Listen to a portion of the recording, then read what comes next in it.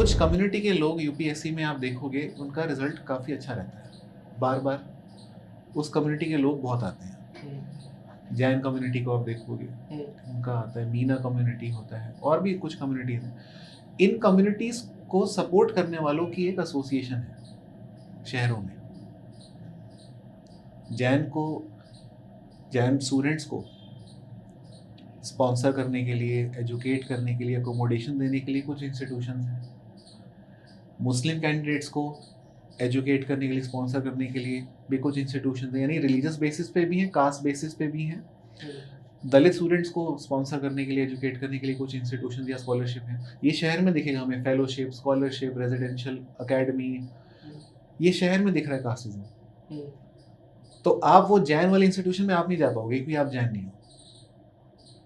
अब मेरे को बड़ा अच्छा लगा सुन के कि यार एक ऑर्गेनाइजेशन है, यहाँ के जैन लोग जो हैं बहुत अच्छा कर रहे हैं यूपीएससी में, मेरे को भी जाना है, पर मैं जा नहीं सकता क्योंकि मैं जैन ही नहीं हूँ। ये भी तो कास्टिज्म ही है, बस ये हमें कास्टिज्म लगा नहीं। There is caste based organisations of every community. रेड्डियों का होगा, मराठों का होगा, दलितों का होगा, जैनों का होगा, जाटों का होगा। तो उनकी सोसाइटी, उनके समाज, जिसको आपने समाज कहा, वहाँ से फंड्स मोबिलाइज होते हैं।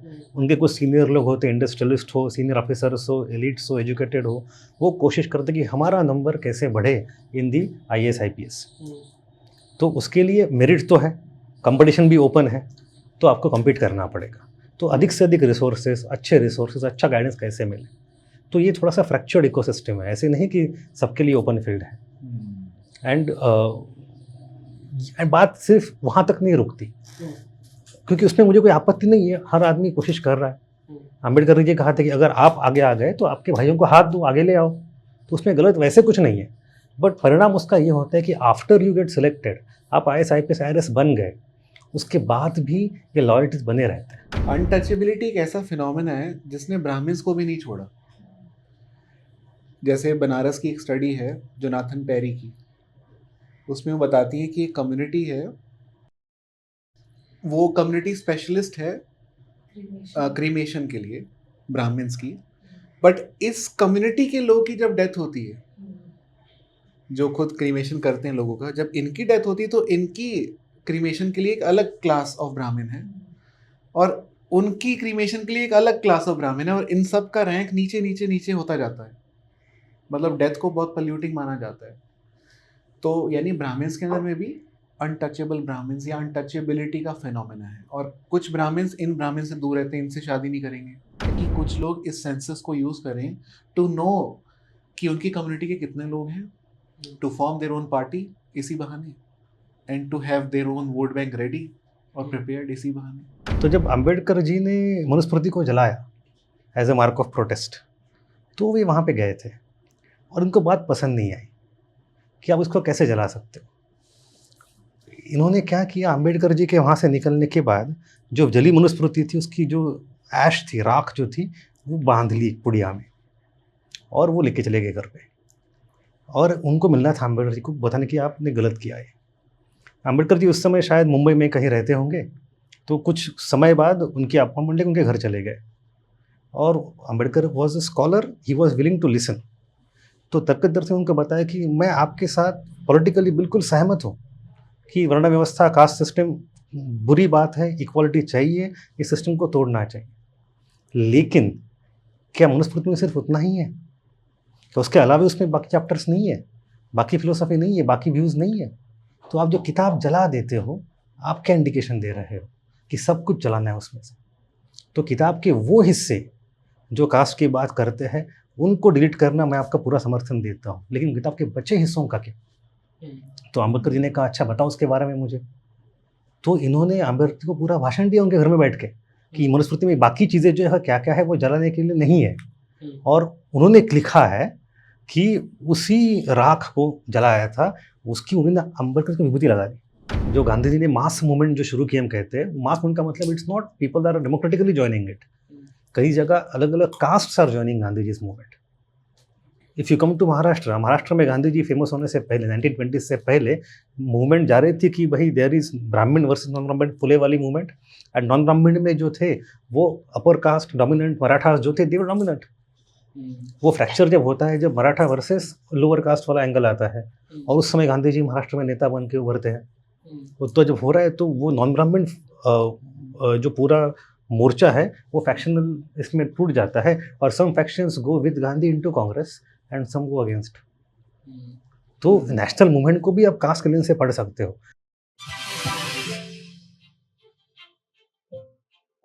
अगर हम कास्ट की बात करें तो ये कास्ट का सीन तो हिंदुस्तान में इस तरीके का है कि पहले तो ये इतनी जबरदस्त थी और अब तो ये बढ़ती ही जा रही है कि रुकने का तो नाम ही नहीं है। तो कास्ट, जाति और ये है क्या सीन, ये कहाँ से शुरू होता है और कहाँ से इसका पहला टेक्स्ट कहाँ पे मिलता है, तो और कौन से टेक्स्ट में ये पहली बार मिलता है क्या ये जाति, कास्ट, वर्ण ऐसा सॉर्ट ऑफ? सर देखिए, पहले तो ना ये समझना पड़ेगा कि कास्ट वर्ड यहाँ का शब्द ही नहीं है, पोर्चुगीज़ है। हमारे यहाँ पे जाति या वर्ण, हम ये दो शब्द यूज़ करते थे, और ये दोनों का अलग मतलब है, दोनों एक नहीं है। वर्ण की अगर हम बात करेंगे तो वो किताब में पाया जाता है। ऋग्वेद में सबसे पहले मेंशन, जहाँ तक मुझे लगता है, उसमें मेंशन किया गया है। पुरुष सुक्ता करके एक है वहाँ, उसमें मेंशन किया गया है।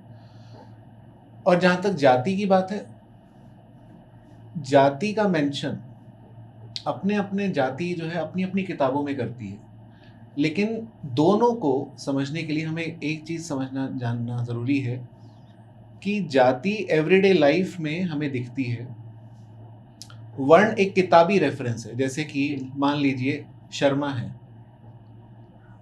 या फिर भारद्वाज है, या फिर मिश्रा है, ये जातियां हैं। ये वर्ण क्लेम करते हैं कि ब्राह्मण है। तो कहने का मतलब है हमको ब्राह्मण नहीं दिखेंगे सड़क पे, हमें सड़क पे मिश्रा दिखेगा जो ब्राह्मण बोलेगा अपने आप। तो ब्राह्मण एक वर्ण है, किताब में पाया जाता है। वैसे ही क्षत्रिय एक वर्ण है, किताब में पाया जाता है, और वैश्य और शूद्र। तो अब कास्ट इन दोनों को कहा जाता है। जाति को भी लोग कास्ट कहते हैं, यानी मिश्रा भी कास्ट है और ब्राह्मण भी कास्ट। अब तो इसलिए कास्ट जब हम बात करते हैं तो हमें क्लियर करना पड़ता है कि हम जाति लेवल पे बात कर रहे हैं या वर्ण लेवल पे, क्योंकि दोनों का मायने और मैनिफेस्टेशन अलग हो जाती हैं। तो ये है शब्द को लेकर। तो बाहर से जब लोग आए थे तो वो जानना चाहते थे कि हिंदुस्तान के लोग किन किन ग्रुप्स में बटे हुए हैं। क्लासिफाई करने का एक तरीका होता है। तो उन्होंने अपनी लैंग्वेज में जो वर्ड यूज़ किया वो कास्टा था, और कास्टा का मतलब लीनिएज होता है, खानदान। ये तीसरी चीज़ हो गई है तो अलग। हाँ, ये अपने आप में एक तीसरी चीज़ है। पर उन्होंने वर्ण और जाति, ये जो टर्म्स हैं, इन दोनों को ही कास्ट बोल दिया टेक्निकली। और किताब के थ्रू उन्होंने जब इंडिया को जानने की कोशिश करी तो वर्ण को आगे रखा, और जब फील्ड वर्क उन्होंने शुरू किया तो उन्होंने जाति को आगे रखा। ओके, बट मैं एक सवाल पूछूं, I will still your role here. तो जाति वर्ण में जो डिफरेंस है वो तो पता चला गया, बट रिलेशनशिप क्या है उनमें आपस में एग्जैक्टली, वो कैसे रही, बदलती रही? सो ऐसा है ना सर कि हम सब जातियां शुरू से रही हैं। मतलब हिंदुस्तान हो या दुनिया में, अमेरिका में भी जातियां हैं। जाति तो ऐसे मान के चलिए स्पीशीज को बोला जा रहा है, स्पीशीज। तो जातियां तो पाई जाती हैं इंसानों में, पर जातियों के अंदर एक टेंडेंसी पाई गई है कि ये वर्ण क्लेम करते रहती है हिंदुस्तान के अंदर। अच्छा, हर एक जाति एक वर्ण क्लेम करती है। आप पूछोगे यादव से तो बोलेंगे हम क्षत्रिय हैं, इन्होंने एक वर्ण क्लेम कर लिया। ओके, अब स्ट्रगल किस बात की है कि उस जाति के लोगों को क्या वर्ण से लोग पहचानते हैं, और उस जाति के लोग खुद क्या वर्ण क्लेम कर रहे हैं। अब स्ट्रगल इस चीज का है। तो यहाँ पे कन्फ्लिक्ट शुरू हो जाता है। कभी कभी कुछ जाति के लोगों को शूद्र कहा जाता है, पर उस जाति के लोगों से अगर आप खुद बात करो वो बोलेंगे नहीं, हम तो ब्राह्मण हैं, हम तो क्षत्रिय हैं। पहले वाले लोग मानेंगे नहीं, ये वाले लोग असर्ट करेंगे। ये आज दिखेगा हमें। पहले नीचे वाले लोग, या नीचे ऊपर नहीं बोलूंगा मैं, पर वो लोग पहले तो हायर वर्ण क्लेम करते भी नहीं थे, जब इंडिया इंडिपेंडेंट हुआ भी नहीं था, पहले की बात है, एंशियंट हिस्ट्री में अगर हम जाए तो वो चुपचाप से मानते थे कि हाँ हमारा वही वर्ण है जो आप कह रहे हो। पर आज नहीं बोलेंगे कि वो हमारा निचला वर्ण है, वो बोलेंगे नहीं हमारा भी, हम किसी से कम नहीं, जिसे बोलते हैं ना। आज कोई डेट में आज इंसान नहीं मानता कि हम निचले जाति के हैं। ओके, तो सर इंटरेस्टिंगली अब इन सभी जातियों को अगर मिलाते हैं तो हमारा जो धर्म है, जो हिंदू रिलीजन जो है, तो वो इन सब जातियों के आधार पे बना है। अगर हम जाति ही निकाल दें उस धर्म से तो फिर बचता क्या है? नहीं, देखिए, जाति सिर्फ एक कंपोनेंट है किसी भी धर्म का। धर्म जो होता है वो बिलीफ सिस्टम से बनता है, रीति रिवाजों से बनता है, और कुछ रिचुअल्स होते हैं जो कि ऑर्गेनाइज्ड वे में कंडक्ट किए जाते हैं साल दर साल, और एक किताब होती है जिसमें ये सब मेंशन किया जाता है, और उस किताब को पढ़ने वालों की एक क्लास होती है। इन सब को अगर हम ऐड कर दें तो धर्म बनता है। तो धर्म सिर्फ जाति से नहीं बना, जाति एक कंपोनेंट है। अगर हिंदुस्तान की बात की जाए तो कास्ट सिस्टम को हिंदुइज्म से बहुत जोड़ा जाता है, जो कि सच बात है, क्योंकि कई सेक्रेड टेक्स्ट में कास्ट सिस्टम नहीं तो कम से कम वर्ण व्यवस्था को तो मेंशन किया है। क्योंकि कास्ट वर्ड ही बाहर का है, तो कास्ट तो किसी संस्कृत टेक्स्ट में लिखा भी नहीं होगा, वर्ण ही लिखा होगा, या एट मैक्स जाति लिखा होगा। तो क्योंकि वो डिवाइड करता है लोगों को, और इस डिवीजन को एक रिलीजियस सैंक्शन भी दी गई है कई किताबों में, कि ब्राह्मण जो है वो ब्रह्मा के मुख से आए हैं। तो रिलीजियस टेक्स्ट बेसिकली इन ग्रुप्स को ना नॉर्मलाइज कर देता है, लेजिटिमाइज कर देता है। लेकिन जो आप बोल रहे थे कि हिंदुज्म से जाति हटा दे तो क्या धर्म बचेगा, हिंदुज्म बचेगा, तो आई थिंक ये सवाल अम्बेडकर जी ने भी उठाया था कि रिलीजन माइनस कास्ट या फिर जाति, फिर कुछ बचता नहीं है। That was his perspective, and there are some other people who have claimed कि एक दिन ऐसा फ्यूचर में आएगा, इक्वालिटी होगी, जाति प्रथा खत्म हो जाएगी, फिर भी हिंदू धर्म में बहुत कुछ उसके अलावे भी है। तो ये थोड़ा सा एक पॉलिटिकल डिबेट शुरू से रहा है। एक और चीज़ मैं यहाँ पे बोलना चाहूँगा कि जाति और वर्ण का स्टार्टिंग पॉइंट अलग अलग है। जैसे निषाद सर ने बताया, वर्ण का जो मेंशन मिलता है पुरुष सूक्त में, दशम मंडल में, ऋग्वेद में, वो ऋग्वेद के अंत में आता है। उस समय वर्ण का मतलब कुछ और था। ओवर टाइम वर्ण का भी रेफरेंस थोड़ा थोड़ा बदलते गया, बट जाति जो है वो बनती रहती है। It's not a static system. कुछ जातियाँ हो सकता है कि वैदिक ज़माने में बनना शुरू हुई हो, कुछ जातियाँ हो सकती है उसके हज़ारों साल बाद आई हो। जैसे जाति अगर हम कहते प्रोफेशनल बेसिस पे अगर है, तो कई सारी टेक्नोलॉजी बाद में आती है। जैसे कागज़ बनाना है तो 13th सेंचुरी के बाद ही आएगा। फिर वो जो कोई जाति होगी तो कागज़ बनाएगी, उसके बाद ही तो बनेगी, उसके पहले तो होगी नहीं वो। तो जाति कितनी पुरानी है, वर्ण से पुरानी है या नहीं, ये एक बहुत ही बड़ा डिबेट रहा है in academics. I think there was one very great scholar, that scholar had claimed कि जाति प्रीडेट्स वर्ण, and there is a possibility कि हड़प्पा में जाति थी। पॉसिबिलिटी, अब कोई प्रूफ तो कर नहीं सकता क्योंकि स्क्रिप्ट तो डिसाइफर हुई नहीं है, बट वो पॉसिबिलिटी थी। बट उस समय बहुत हल्ला हुआ था, तो वो पेपर विड्रॉ कर दिया, रिट्रैक्ट कर दिया गया। तो प्री वैदिक एरा में जाति थी नहीं थी हमें अभी तक नहीं पता। तो ये तो चीज़ें फॉर्म्स बदलते रहते हैं, सेक्ट हो, कल्ट हो, they transform into some kind of over time, sometimes into जाति आल्सो, है ना सर।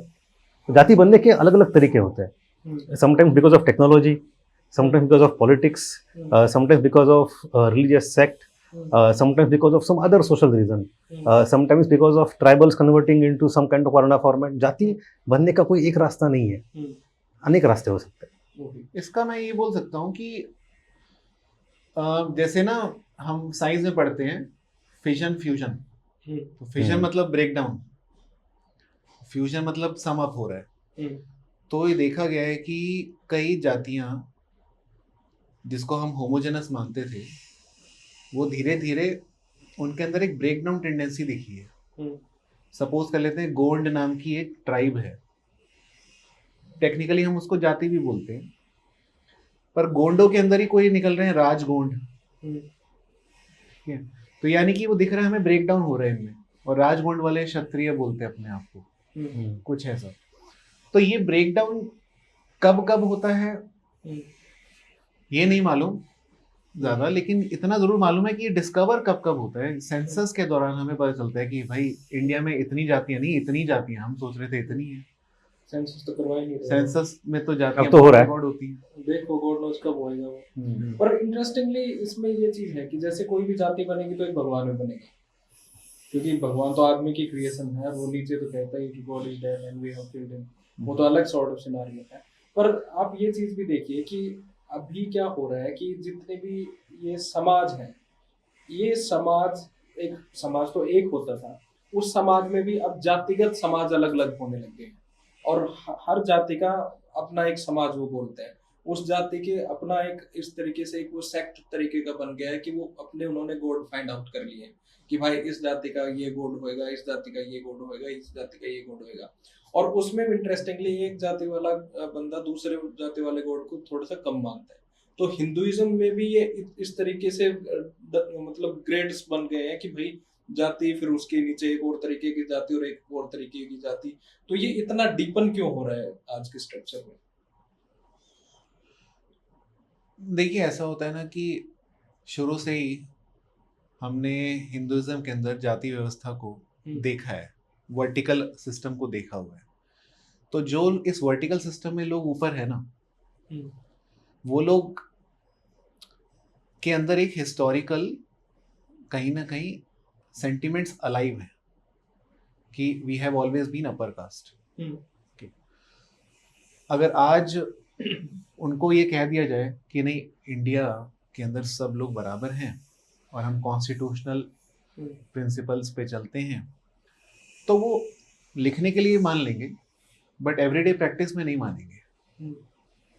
हर ऊपर वाले इंसान को कोई अपने नीचे चाहिए। मतलब इस दुनिया में आप हायरार्की को हटा नहीं सकते। मतलब डीएम को चाहिए मेरे नीचे एसडीएम रहे, ठीक है, ये नहीं हो सकता कि एसडीएम और डीएम दोनों को बराबर बोल दिया जाए। तो ये ना ह्यूमन की टेंडेंसी है, तो इसलिए वो ब्रेक डाउन होता रहेगा। हमेशा आपको क्लेम दिखते रहेंगे, कोई अपने आप को ऊपर बोल रहा है, दूसरे को नीचे बोल रहा है। ये नेचुरल टेंडेंसी है। अच्छा, उसको इंडिया में कास्ट सिस्टम बोलते हैं, बाहर रेशियल सिस्टम बोलते हैं, कहीं स्टेट सिस्टम बोलते हैं, कहीं कॉम बोलते हैं, नाम अलग अलग है। तो अगर इन्हीं सब को अगर हम थोड़ा सा पीछे जाएं, तो ये जातिगत जो बेड़ियां हैं उनको जब खोलने की कोशिशें होती हैं, तो मैं एक भक्ति मूवमेंट देखता हूँ जो साउथ इंडिया से शुरू हुआ और 9 ईयर्स उन्होंने शुरू किया, और उनका एक ही मकसद था कि मैं और मेरा भगवान, बीच में कोई नहीं। बीच में जैसे वो मंदिर आ जाता है या पुजारी आ जाता है। एक जगह की तो बात है कि बेचारा लोअर कास्ट बंदा था, वो एक चर्च में घुसने की कोशिश कर रहा था, और वो जो प्रिस्ट था वो उसको रोक देता था। तो उसने भगवान से मन्नत करी बाहर ही बैठ के, मतलब क्राइस्ट से, कि ये मेरे को अंदर नहीं घुसने दे रहा। तो क्राइस्ट ने बोला 200 साल तो मेरे को हो गए कोशिश करते हुए, मेरे को भी अंदर नहीं घुसने देता, तो तेरे को देख घुसने क्यों देगा। तो मतलब उस स्ट्रक्चर को हटा के जब भक्ति मूवमेंट स्टार्ट हुआ, तो एक इस तरीके का हुआ कि जो दलित है उनको भी भगवान से डायरेक्ट कनेक्ट होने का मौका मिला। बिल्कुल। तो उस भक्ति मूवमेंट को आप किस तरीके से देखते हो? उसमें दलित भी बहुत है, तुकाराम है, संत रविदास है, और ये सब है, तो इसको आप किस तरीके से देखते हैं? भक्ति मूवमेंट को ऐसे आप देख सकते हैं कि अपने आप में इसने इंडिविजुअलिज्म को और freedom of expressing one self को इंट्रोड्यूस किया उस वक्त। क्योंकि अपने आप में ये दोनों प्रिंसिपल बड़े मॉडर्न हैं, लेकिन उस वक्त लोगों को अपने तरीके से डिवोट होने का मौका मिल रहा है। तो जहां एक तरफ ब्राह्मण्स के रिचुअल्स डोमिनेट करते थे, वहां इंडिविजुअल का डिवोशन उसको काउंटर करे। तो ये उस टाइम के लिए, जैसे ग्रामसियन सेंस में उसको बोलते हैं काउंटर हेजेमनी। हाँ, तो ब्राह्मणिकल की हेजेमनी जो थी वो टूटी भक्ति मूवमेंट से। भक्ति मूवमेंट में देखा गया, हालांकि वो वर्ड ज्यादा यूज नहीं करता हूं मैं वैसे भी, लेकिन बोला जाता है कि ज्यादातर लोअर कास्ट के लोग या अनटचेबल कम्युनिटी के लोग भक्ति सेंट्स बने, क्योंकि मैक्सिमम लोग वही एक्सक्लूडेड थे रिलीजियस स्फेयर से, टेम्पल एंट्री से, तो उनको ही ये फ्रीडम चाहिए थी। तो भक्ति मूवमेंट ने लिबरेशन दी उस वक्त। सर मैं थोड़ा सा ना यहाँ पे इत्तेफाक हल्का सा नहीं रखूंगा। बिल्कुल सर। दो तीन चीज़ें। पहले तो आपने जो कहानी बताई थी उसके बारे में I want to share one perspective कि हर रीजन में ऐसे आपको संत मिलेंगे जो कि अनटचेबल बैकग्राउंड से होंगे, बट उनकी संतता इतनी महान होगी कि मंदिर में वो जा तो नहीं पाए, भगवान उन्हें मिलने बाहर आ गया। क्या भगवान मिलने बाहर आ गए? हाँ, ऐसी बहुत कहानियाँ हैं। ये बावला बनाने के लिए बहुत अच्छी कहानी है। हाँ, बट ऐसी कहानियाँ हैं जैसे कि इन महाराष्ट्र के संत चोखा मेला, चोखा मेला की चोखा की पायरी, मतलब उसके एक स्टेप दिखाई मंदिर के बाहर दिखाई जाते कि यहीं पे अंदर नहीं जाते थे। या कई बार ऐसे है कि मंदिर के सामने वो संत खड़ा नहीं हो सकता है, पीछे खड़ा हो सकता है, तो मंदिर मुड़ गया ताकि भगवान उनको दर्शन दे। या उनकी भक्ति इतनी महान थी कि भगवान उनके दर्शन के लिए भगवान बाहर आ गया। तो ऐसी कहानियाँ अलवर नैनर में भी है, महाराष्ट्र धर्म में भी है, उत्तर भारत में भी है, कहीं ना कहीं रीजनल स्टोरी जैसी बहुत सारी होती है। तो वो एक किस्म से it's a story of resistance, protest, जो कुछ आप कहना चाहो। बट भक्ति में एक दो तीन मुद्दे बताऊंगा मैं। एक ये है कि not all Sant where from untouchable background. जो अनटचेबल बैकग्राउंड से थे उनका स्ट्रगल ज़्यादा था जी, दैट इज़ फॉर श्योर। लेकिन जैसे साउथ इंडिया के अलवर नैनर की बात करें तो lot of them came from what we today call as dominant castes, Vellalas जो थे। और अगर आप थोड़ा लॉन्ग टर्म पर्सपेक्टिव ले कि वो संत तो भले ही कह रहे हो इक्वालिटी की बात, एक्सेस की बात, इंडिविजुअलिज्म की बात, 100, 200, 300 साल के बाद उसका हश्र क्या हुआ, तो वो हमेशा उतना रेडिकल नहीं रहा। भक्ति मूवमेंट को डाइजेस्ट कर दिया गया इन लार्जर हिंदुइज्म। जैसे कि अलवर नैनर्स थे 700-800 के आसपास ईस्वी सन के। आप 300 साल आगे चलो जो चोल एरा के आसपास, तो वहाँ मंदिर बन गए। मंदिरों की जो बाहर भक्ति थी मंदिर के अंदर आ गई। अलवर नैनों के जो आरतियाँ थी या उनकी जो कविताएं थी, उनकी जो पोइट्री थी, जो पहले गांव-गांव गाई जाती थी, मंदिर के अंदर उसकी प्रार्थना बन गई। उनको लैंड ग्रांट्स बन गए, उनके रिचुअल्स बन गए, पंडे भी आ गए। तो सोशल रेडिकल एस्पेक्ट जो था वो थोड़ा कम हो गया। तो ये भक्ति मूवमेंट का हुआ है। Same goes for women also, but वो चलो वो अलग किसी दिन का डिस्कशन होगा। और एक और बात है कि भक्ति मूवमेंट में there have also been upper caste people. Same goes for Buddhism and Jainism also. थोड़ा मैं वो रेफरेंस लेना चाहूँगा कि वो एनालॉगस थोड़ा सा है कि जब गौतम बुद्ध और भगवान महावीर जो अपना थॉट्स का प्रचार करते हैं, उनके जो इनिशियल फॉलोअर्स हैं, जो शुरू में उनसे आके मिलते हैं, उनकी बात मानते हैं, वो कौन है? If you look at their caste background, तो many of them, if not all, many of them upper caste people. शुरू में वो रहा है। तो ये कैसे हो गया? तो ये थोड़ा चीज़ें बड़ी कॉम्प्लेक्स बना देती है चीज़ों को। It's not that easy. तो कॉलोनियल टाइम में आप कास्ट को किस तरीके से देखते हैं? कॉलोनियल टाइम्स में सर ऐसा है कि वो तो उनका इंटरेस्ट था जानना कि किन के ऊपर रूल कर रहे हैं वो, और ये जानने के लिए सेंसस आया, और सेंसस के माध्यम से उन्होंने क्लासिफाई करना शुरू किया कास्ट को। और इसमें बहुत बड़ा रोल रिस्ले का था, जो कि one of the census commissioner थे, ICS ऑफिसर थे उस टाइम के। बट उन्होंने बंगाल में किया था ये क्लासिफिकेशन, और उसकी तरह ही कुछ और कमिश्नर से उन्होंने काम किया। पंजाब में डेंजल एबिटसन ने किया, कई लोगों ने किया। इन लोगों ने जब फील्ड में समझा जातियों को, तो वो बार बार फिट करने की कोशिश कर रहे थे उस लेंस में। वर्ण लेंस होता है ना, कि ब्राह्मण, क्षत्रिय, वैश्य, शूद्र। तो फील्ड में जा रहे हैं, चटर्जी से मिल रहे हैं, मुखर्जी से मिल रहे हैं, चट्टोपाध्याय से मिल रहे हैं, इनको ब्राह्मण, क्षत्रिय, वैश्य, शूद्र नहीं दिख रहा। तो वो उसको बॉक्स में डाल रहे हैं कि इस बॉक्स में आएंगे, ब्राह्मण में आएंगे, ये क्षत्रिय में आएंगे, ये वैश्य में आएंगे। तो कॉलोनियल्स ने उस वर्ण सिस्टम को, जो हायरार्किकल सिस्टम है, उसको ग्राउंड में लाने की कोशिश करी। क्यों? लेकिन असली में ग्राउंड में इतना रिजिड हायरार्किकल सिस्टम वैसा ऑपरेट नहीं करता था जैसा इन्होंने इम्पोज कर दिया। एक तरीके से जिस सेंसस का काम सिर्फ मेजर करना था, क्लासिफाई करना था, वो सेंसस ने रीइंफोर्स कर दिया कास्ट सिस्टम को। तो कॉलोनियल्स का रोल ये है। और उस वजह से मुझे लगता है कि आज भी जो हम कास्ट सिस्टम को पढ़ते हैं जिस नज़र से कि फिक्स्ड हायरार्की है, ये बड़ा कॉलोनियल अंडरस्टैंडिंग है, क्योंकि असल में तो ऋग्वेद में वर्ण व्यवस्था को फिक्स्ड हायरार्की की तरह नहीं देखा गया है। वहाँ गुण के बेस पे डिफाइन किया गया कि अगर आपके गुण बदल गए तो आपका वर्ण बदल जाएगा। और उसमें तो ब्राह्मण को भी डिफाइन नहीं किया गया। हाँ, डिफाइन नहीं किया गया। उसमें ये बताया गया सर कि ब्राह्मण वर्ण जो है वो ऊपर है। और ब्राह्मण की क्या डेफिनेशन है उसमें? डेफिनेशन तो नहीं दी गई है, मतलब डिफाइन है, जैसे आज हम डिफाइन करते हैं चीज़ों को, वैसे तो डिफाइन नहीं किया गया। बस इतना बोला गया है कि ब्राह्मण वर्ण के जो लोग हैं वो जो आपका लिटरेचर है या फिर आपका रिलीजियस प्रैक्टिसेस हैं उसमें इन्वॉल्व रहेंगे, क्योंकि ये ब्रह्मा के मुख से आते हैं। तो वो एक वो थ्योरी थी, लेकिन डिफाइन एज सच नहीं किया गया था। तो आज जो हमारी अंडरस्टैंडिंग कास्ट सिस्टम को लेके है हमारे दिमाग में कि एक फिक्स्ड स्ट्रक्चर है बाय बर्थ, ऐसा कॉलोनियल्स ने समझा था। अच्छा, तो ये अंडरस्टैंडिंग कॉलोनियल्स की वजह से बनी है। मेरा थोड़ा सा डिसएग्रीमेंट है आपकी बात से। नहीं, ये इसलिए मैं बोल रहा हूँ क्योंकि वर्ण सिस्टम जो है जो कि ऋग्वेद में मेंशन है उसमें हायरार्की रिजिड मेंशन नहीं है, उसमें तो चेंज होते रहते हैं। गुण अगर आपके बदल गए तो आपका वर्ण बदल जाएगा, बट आपका वर्ण फिक्स रहेगा चाहे कुछ हो जाए।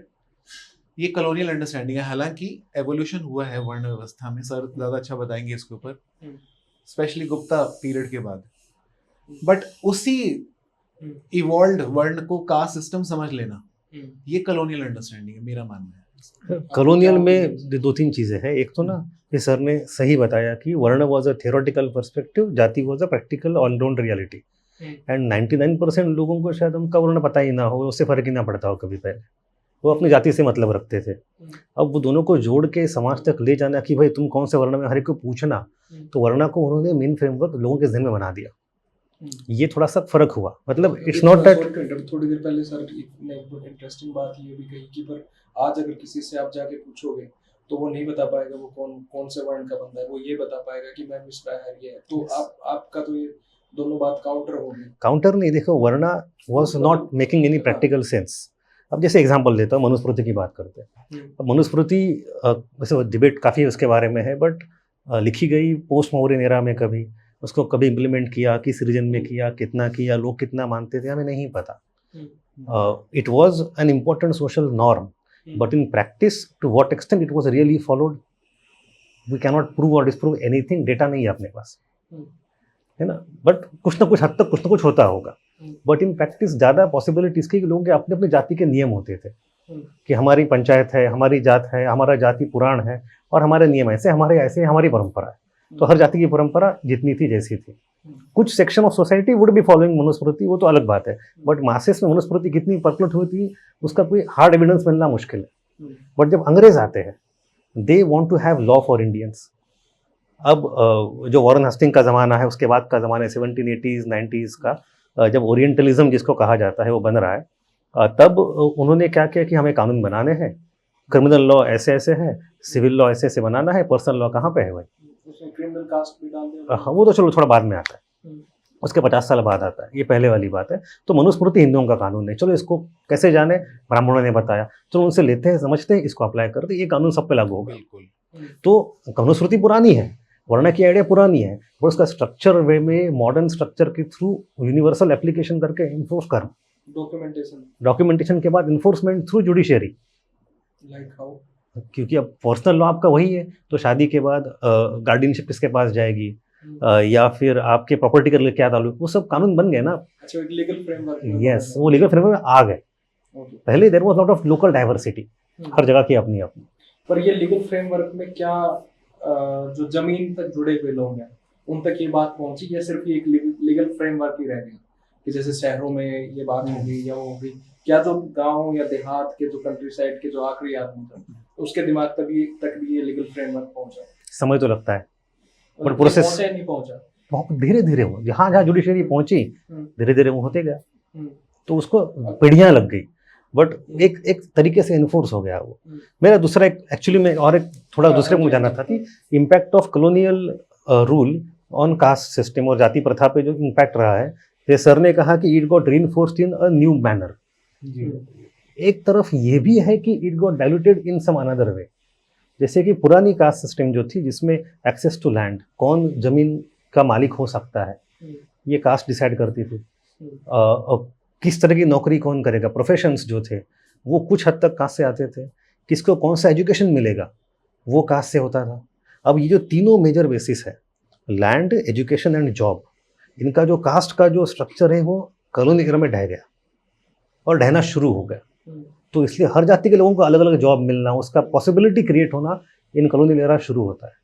तो एक तरफ से colonial era reinforced caste system in a modified format, it also loosened caste system in different way. उसका जो इकोनॉमिक बेसिस था वो थोड़ा तोड़ना हल्का हल्का शुरू हो गया वहाँ। तो वो रिफॉर्म्स भी हुए फिर?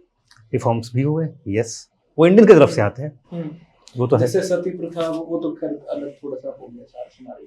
पर इसमें सर इंटरेस्टिंगली अगर हम एक चीज, ब्रॉड क्वेश्चन जो है, हिंदुस्तान की जो डेमोक्रेसी है उससे पहले का कास्टिज्म अगर हम देखते हैं और उसके बाद का जो कास्टिज्म अगर हम देखते हैं, तो उसको आप किस तरीके से देखते हो? ये एक ब्रॉड क्वेश्चन है, उसको आप थोड़ा सा समराइज करें।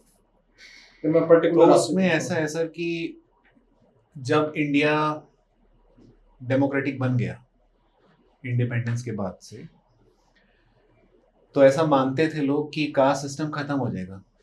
कॉन्स्टिट्यूएंट असेंबली में कई स्पीकर्स भी इन चीजों को यही डिस्कस करते थे कि खत्म हो जाएगा इंडिया। नेहरू भी मानते थे, सब मानते थे, अम्बेडकर भी मानते थे that we will now become casteless society. लेकिन ऐसा हुआ नहीं। कास्ट भी एक बायोलॉजिकल ऑर्गन की तरह है। जैसे होता है कोविड वायरस, म्यूटेशन ले लेता है, अगर हम उसके अगेंस्ट कुछ ढूंढे तो वो अपना सर्वाइवल का टेंडेंसी बनाता है। तो कास्ट ने भी अपने आप को सर्वाइव करने का नुस्खा ढूंढ लिया कि मैं पॉलिटिक्स में घुस जाऊंगा। अगर ये लोग आपस में कंटेस्ट करेंगे और इलेक्शन नाम का सिस्टम इन्होंने खोज लिया है, तो मैं अपने आप को उसके अंदर समाकर इन लोगों के साथ ही रहूंगा। लेकिन पहले सिस्टम कास्ट का ऐसे नहीं देखा जाता था। कम से कम कॉलोनियल टाइम से पहले जाऊं मैं, तो कास्ट सिस्टम को एक सिस्टम की तरह देखा गया था जहाँ पे कुछ अपर हैं, कुछ लोअर हैं।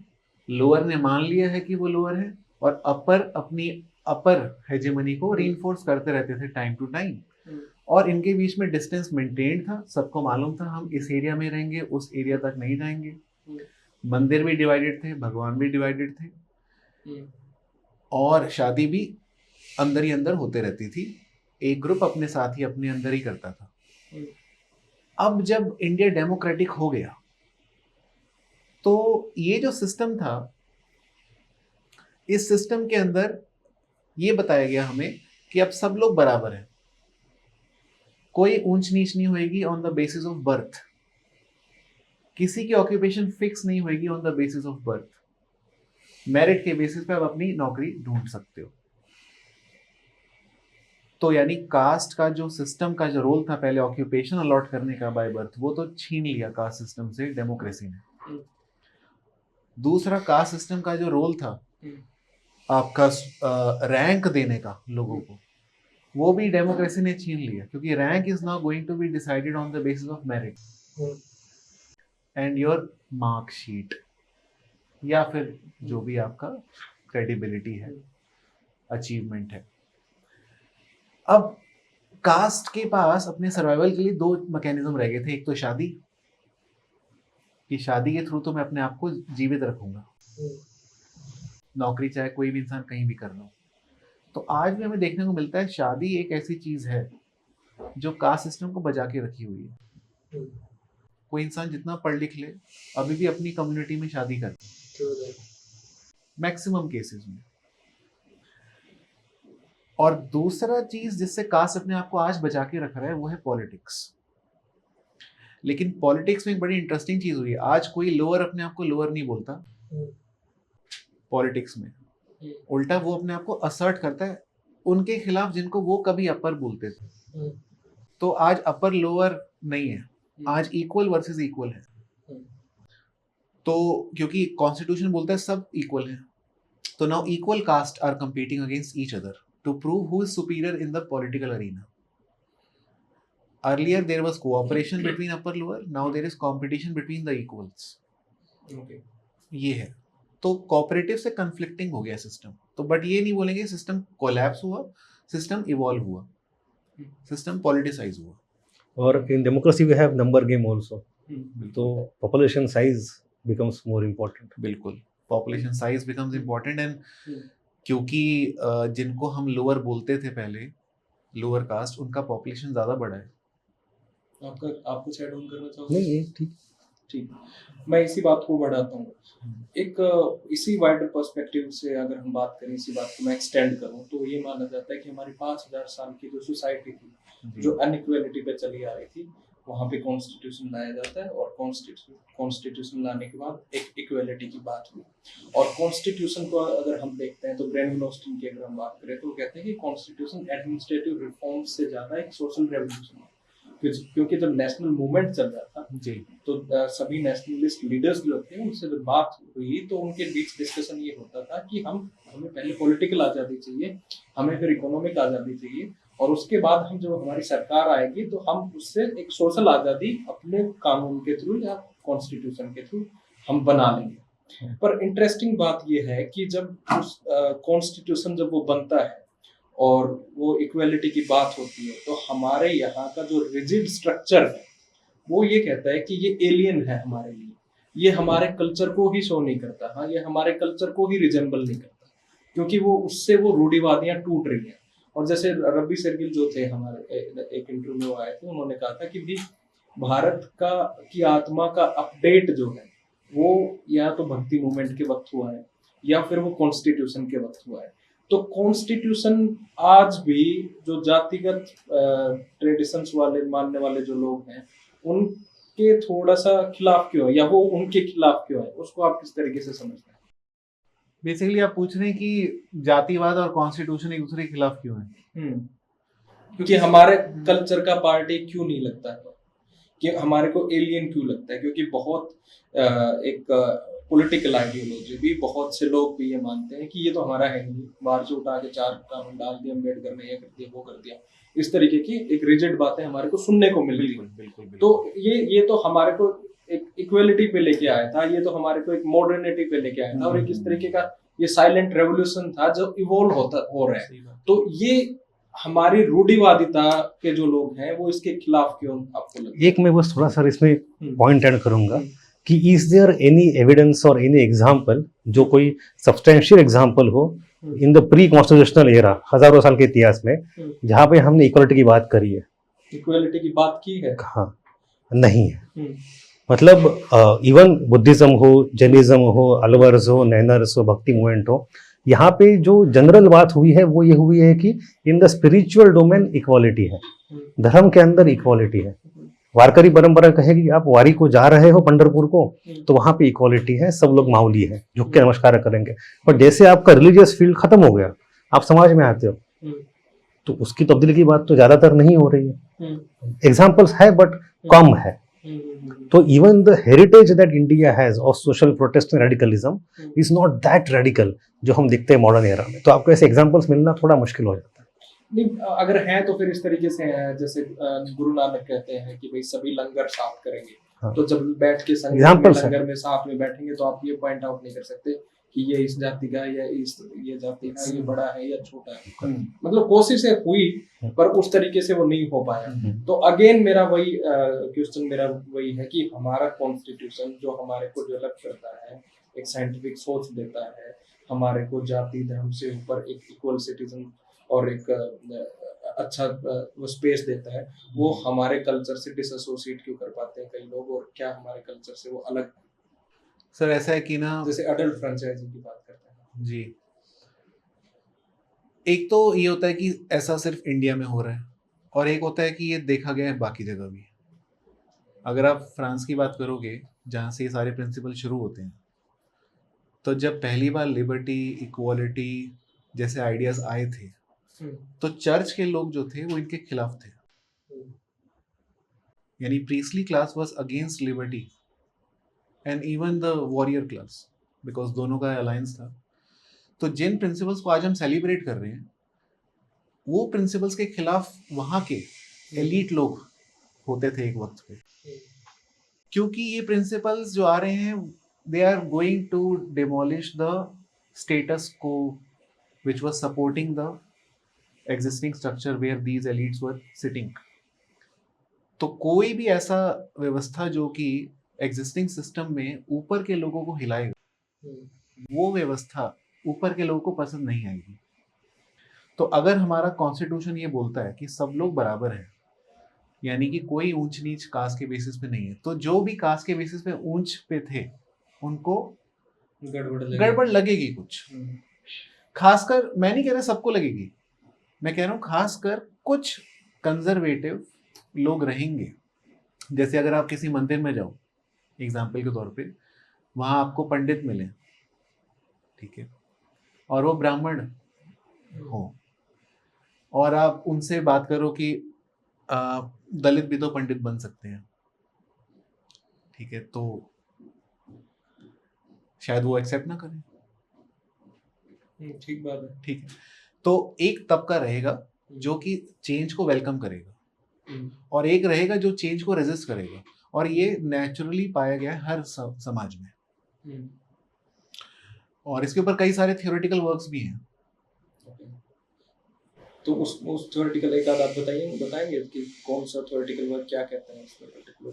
बहुत सारे एक थियोरेटिकल वर्क जो फिलहाल मैं रिकॉल कर सकता हूँ वो ग्रामसी का है, जिसमें साफ बोलते हैं कि एक हेजेमनी होती है, एक काउंटर हेजेमनी होती है, और काउंटर हेजेमनी वाले लोग जो हैं वो होते हैं जो कि डोमिनेंट नैरेटिव को चैलेंज करते हैं।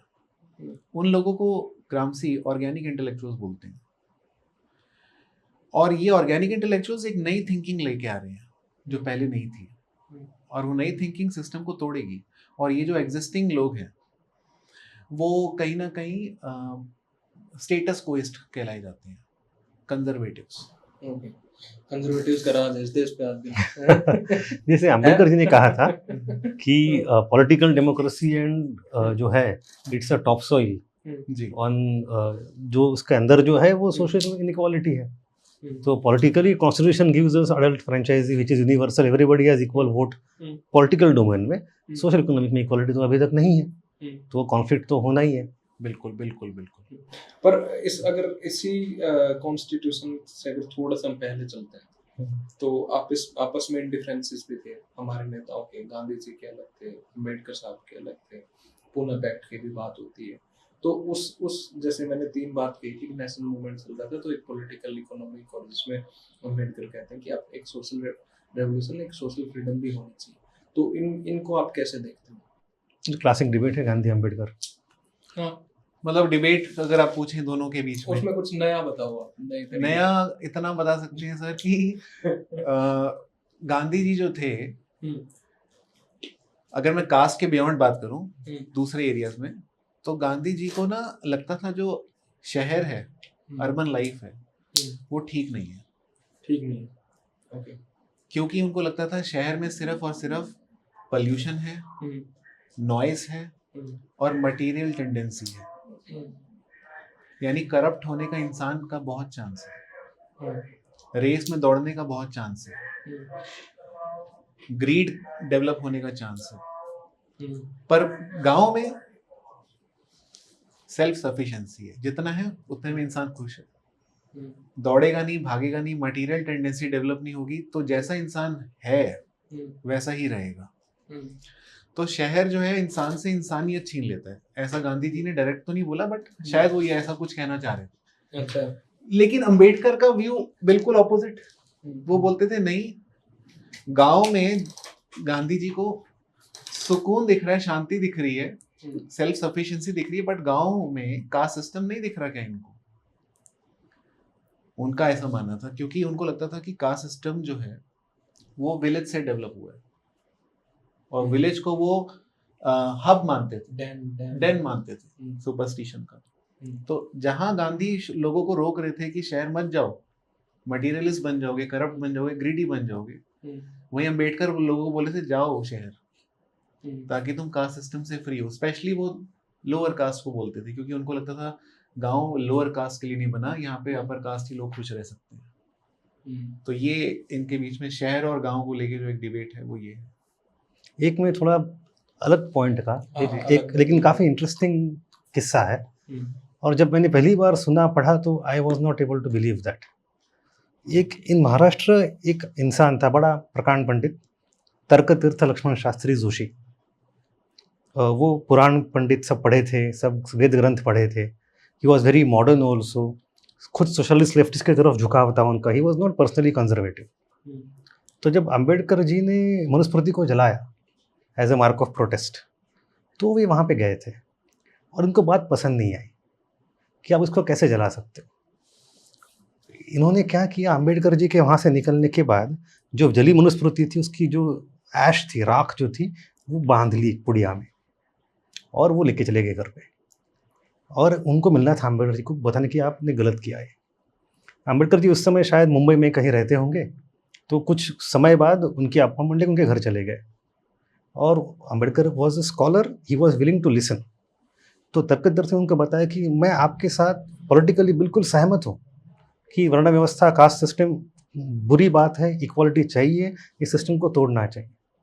लेकिन क्या मनुस्मृति में सिर्फ उतना ही है? क्या उसके अलावा उसमें बाकी चैप्टर्स नहीं है, बाकी फिलोसफी नहीं है, बाकी व्यूज़ नहीं है? तो आप जो किताब जला देते हो, आप क्या इंडिकेशन दे रहे हो कि सब कुछ जलाना है उसमें से? तो किताब के वो हिस्से जो कास्ट की बात करते हैं उनको डिलीट करना मैं आपका पूरा समर्थन देता हूँ, लेकिन किताब के बचे हिस्सों का क्या? तो अंबेडकर जी ने कहा अच्छा बताओ उसके बारे में मुझे। तो इन्होंने अंबेडकर को पूरा भाषण दिया उनके घर में बैठ के कि मनुस्मृति में बाकी चीज़ें जो है क्या क्या है वो जलाने के लिए नहीं है। और उन्होंने लिखा है कि उसी राख को जलाया था, उसकी उन्होंने अंबेडकर की विभूति लगा दी। और ये मतलब मैंने सोचा ये क्या बात हुई, बट इट इज़ हिस्ट्री। और अंबेडकर जी की महानता है, उन्हें सुन लिया और he said at the end कि ठीक है तुम्हारी बची हुई बात सही है। इसमें इंटरेस्टिंग बात दो तीन चीजें हैं, जैसे आपने कहा ये वायरल होगा। बिल्कुल गालियाँ भी आएंगी। मैं आपको सोर्स बता देता हूँ। सुनील कुमार लवटे जी है, उन्होंने समग्र तर्क तीर्थ का एक पूरा उनका राइटिंग जो है पब्लिश किया अभी पुणे में साधना प्रकाशन से, जो कि लेफ्टिस्ट सोशलिस्ट प्रकाशन है, and it is very authentic. उसमें सब कोट किया हुआ है। यार इंटरेस्टिंगली कई बार ये होता है ना कि कोई भी एक मेजर टेक्स्ट होता है तो कुछ ना कुछ तो उसमें थोड़ा थोड़ा ठीक ही होता है, पर असली बात तो ये है ना कि आप असली चीज क्या है। यस। अब आप वही बात है कि कोई आपका घर ले ले आपसे और आपके कब्जा कर ले और आपको बोले फ्लैट में शिफ्ट हो जाओ, और फिर वो बोले कि देख पूरा एयर कंडीशन है फ्लैट, तेरे यहाँ तो एक एसी लगा था और इसका स्ट्रक्चर देख और इसमें देख लिफ्ट लगी हुई है तो सीढ़ी से जाता है, तो वो क्या कहेगा तू रहने दे यार माहौल बनाने की चीज है। ये बात है। हाँ, तो असली बात जो आपके दोनों के जो पॉइंट व्यू से मेरे को लगी कि अंबेडकर जो थे वो डिस्ट्रॉय करना चाहते थे कास्ट को, गांधी थे वो रिफॉर्म करना चाहते थे कास्ट में। और इस एक जो आपने गांव की बात कही, तो गांव से अंबेडकर बाहर निकलने की बात कर रहे हैं, तो आपको नहीं लगता कि गांव जो है वो रिजेंबल करते हैं हमारे कल्चर को सबसे हाईएस्ट फॉर्म में, हमारे सिविलाइजेशन को सबसे हाईएस्ट फॉर्म में? तो जो इतना लंबा कल्चर और सिविलाइजेशन हमारा है उसको रिजेंबल अगर कहीं पे है तो आर्किटेक्चर और सोच में हर तरीके से वो गांव है। तो वो कास्टिज्म वहां पे इसीलिए ज्यादा था, और वहां से जब माइग्रेट करके आप नए शहर में आओगे तो वो नई थिंकिंग, नई चीज, नए लोग बनेंगे, क्योंकि जिस शहर में जिस गांव में माइग्रेशन हो जाता है तो वो लोग नए अपने खाना पीना, गाना बजाना, दारू सब कुछ नया लेके आते हैं, सोच, आइडियोलॉजी। तो इस पे आपका क्या ओपिनियन? थोड़ा सा मैंने इत्तेफाक नहीं रखूंगा, इसका भी ओरिएंटलिस्ट कॉन्टेक्स्ट है। अगर आप ये देखो कि बुद्धिज्म जो रहा है प्राइमरली शहरी रहा है, स्तूपा लोकेशन हो, मर्केंटाइल कम्युनिटी हो। हिंदुइज्म जो है वो ग्रामीण रहा है एंशिएंट एरा में, भक्ति मूवमेंट भी ग्रामीण एरिया से आते हैं। बुद्धिज्म, जैनिज्म शहरा, मतलब जो आप कहते हो हमारी सभ्यता, कौन सी सभ्यता हमारी, बुद्धिस्ट या हिंदू? इसमें आप मेरे को एक बात बताइए। तो एक मिनट मैं आप कंटिन्यू करना, मैं रोक रहा हूँ, भूल जाऊंगा। वो शहरी तो रहा, पर बुद्ध ने अपने जो सेंटर था वो कहाँ बनाया? राजगृह में बनाया, नालंदा के पास बनाया। तो वो डिप्लोमेटिक आइडिया था उनका, या फिर वो अपना एक शहरी स्ट्रक्चरल आइडिया था कि यहाँ पे सत्ता है, सत्ता के पास रहेंगे, सेंटर के पास रहेंगे, तो हम यहाँ पे अपनी बात को और अच्छे तरीके से कह सकते हैं। ये तो है लाजमी। और he himself came from Kshatriya background, उनका नेटवर्क वैसे शुरू से था, उनको सपोर्ट भी मिला इसीलिए वो तो है ही, बट वो not only Buddhas personal life, enter Buddhism की हिस्ट्री जो रही है, वो जब इंडिया ग्लोबलाइज था, जब सिल्क रूट ट्रेड चल रहा था, जब मतलब उनके लोकेशन देखो, स्तूपाओं के, उनके फंडिंग देखो, तो ये एक किस्म से थोड़ा शहरी वाला रिलीजन रहा है। एंड जब भक्ति मूवमेंट आती है, अलवर नैनर हो या बाद में हो, वो ग्रामीण एरिया से आती है। तो शहर versus village is a very old thing. That was my first point.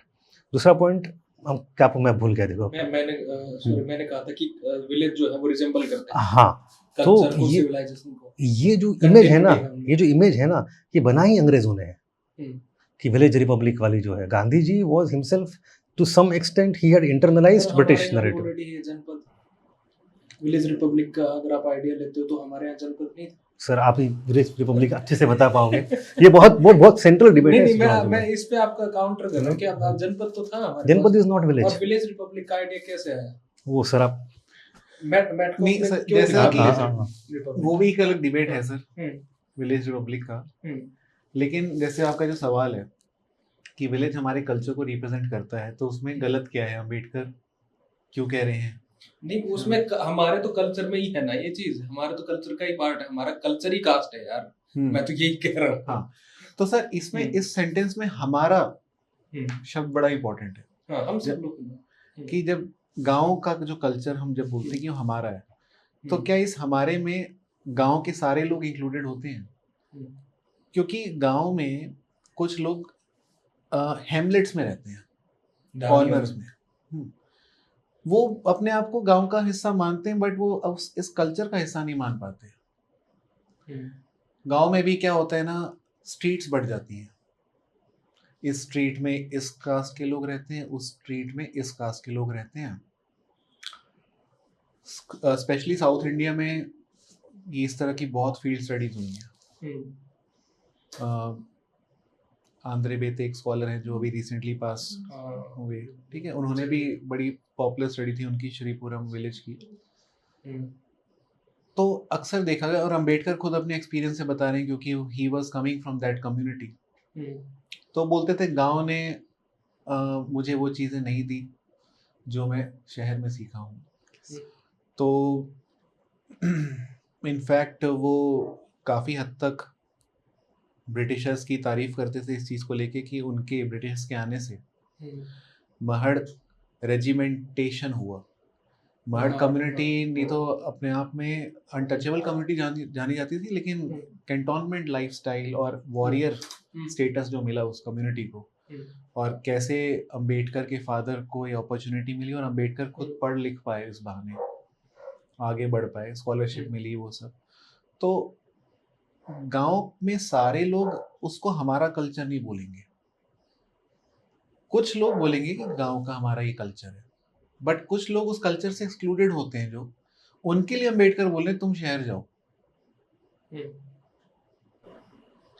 Sir इसमें एक इंटरेस्टिंग दो बातें हैं, जैसे कि आपने कहा कि गांव में जो रिहाइश, जो रहने के इलाके हैं वो पर्टिकुलरली कास्ट बेस्ड के हिसाब से बटे हुए। एक पर्टिकुलरली नॉर्दर्न साइड है, जो भी साइड होते हैं, भूल रहा हूँ, जिस साइड हवा बहती है, बिल्कुल उस साइड हमेशा दलित बस्तियां होती थी। वो उनके कारण भी थे, वो आपको पता, मेरे को पता, नाम नहीं लेना चाहता, पर वो लोग भी एक तरीके से कल्चरल चीजें तो हमारी मानते ही हैं।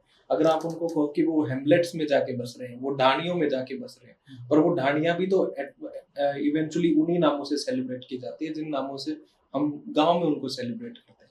अब इसका दूसरा आप ये चीज भी देखोगे कि आज के जो आर्किटेक्चरल फॉर्म गांव में है वो चेंज हो रहा है, और हम ये देख पाते हैं कि भाई गांव का आर्किटेक्चर चेंज हो रहा है तो मतलब खत्म ही हो रहे गांव। पर उससे एक इंटरेस्टिंग बात ये भी तो निकल के आ रही है कि गांव में अगर आर्किटेक्चरल फॉर्म चेंज हो रहा है तो जो दलित जो था, जो पहले एक जगह पे रहता था, अब उसका घर अपर कास्ट वाले के घर के पास भी है, अब वो मिड में भी है।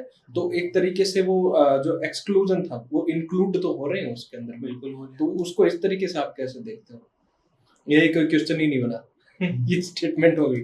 नहीं, बस ये इसको ऐसे ही देखते हैं सर, ये सब डेमोक्रेटाइजेशन जैसे डेवलपमेंट हो रहा है वैसे वैसे बदलाव आ रहा है। सर की विलेज रिपब्लिक का आप ओपिनियन दीजिए एक बार के लिए, मैं सॉरी। विलेज रिपब्लिक का सर एक अलग डिबेट है।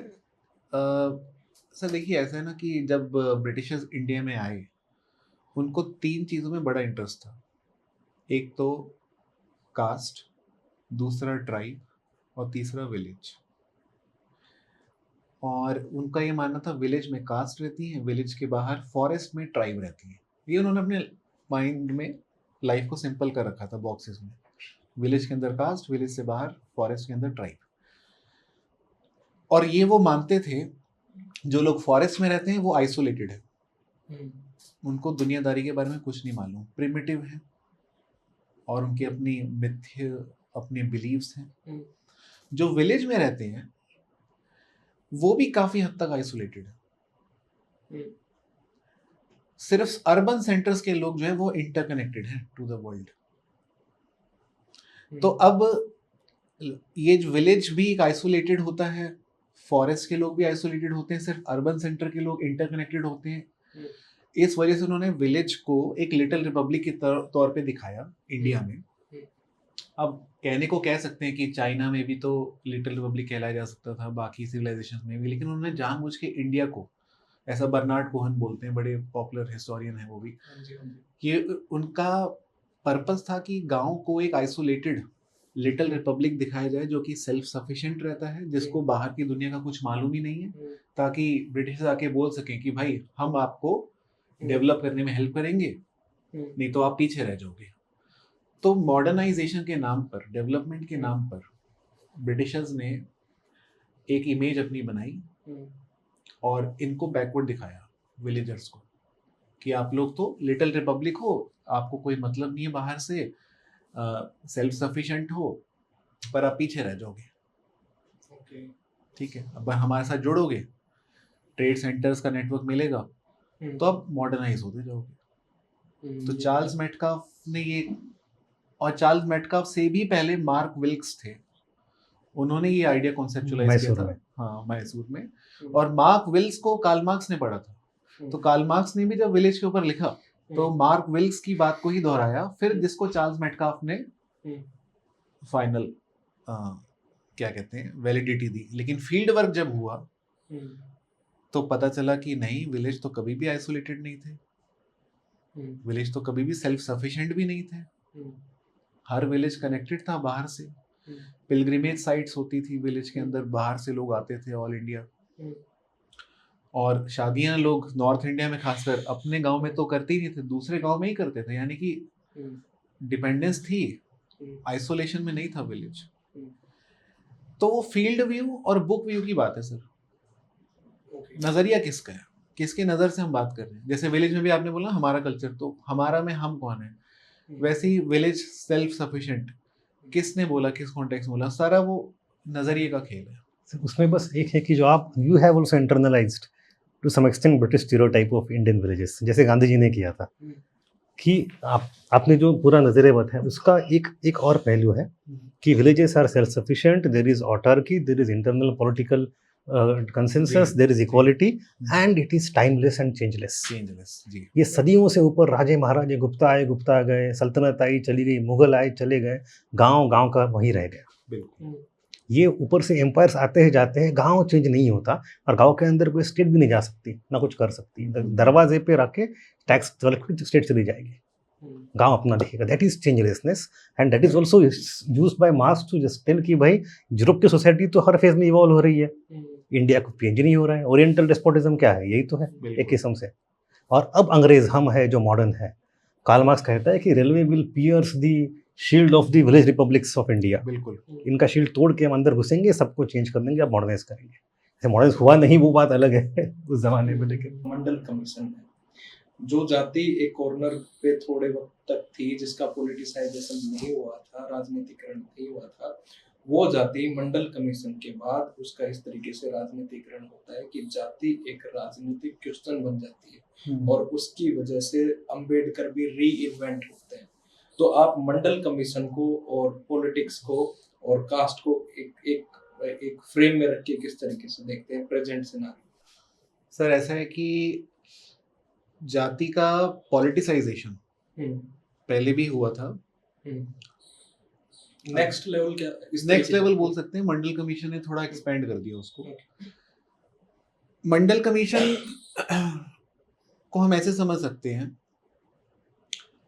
इन्होंने एक रिपोर्ट बनाई कि जो कुछ कम्युनिटी हैं बैकवर्ड रह गई हैं, उनको ओबीसी का स्टेटस दिया जाए, नॉर्थ इंडिया में स्पेशली, तो क्योंकि साउथ में ओबीसी का रिजर्वेशन पहले ही शुरू हो गया था। अब पर ये स्टेट गवर्नमेंट पे छोड़ दिया गया, हर स्टेट अपने यहाँ पे ओबीसी कौन कौन है वो स्टेट डिसाइड करेगी। अब ऐसा है कि सर स्टेट में कई जगह पर टिल 70s कांग्रेस का रूल था, और कांग्रेस को अक्सर अपर कास्ट पार्टी की तरह देखा जाता था। बिल्कुल, ब्राह्मण बनिया पार्टी बोलते थे कई लोग। ओके, तो लोगों को यकीन नहीं होता था कि ये लोग ओबीसी रिजर्वेशन को सीरियसली लेंगे, तो उनको लगा कि यार क्यों ना हम मिलके पहले अपनी पार्टी बना लें। तो कई जगह मूवमेंट चली स्टेट्स में जहाँ पे नॉन कांग्रेसिज्म स्लोगन बहुत पॉपुलर हो गया।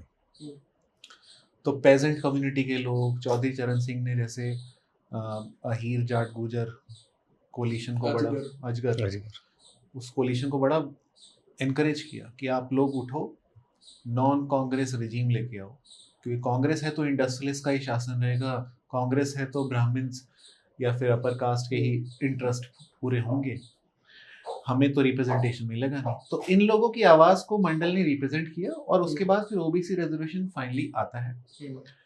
और इससे ये हुआ कि जो caste based political party formation है वो और स्ट्रांग होने लग गया, और कास्ट बेस्ड वोटिंग और स्ट्रांग होने लग गई, और इंडिया जो है अब वो फॉरवर्ड और बैकवर्ड कास्ट के बाइनरी में चलने लग गया। पहले होता था क्या कहते हैं आपका अपर कास्ट लोअर कास्ट, मंडल कमीशन के बाद फॉरवर्ड बैकवर्ड हो गया।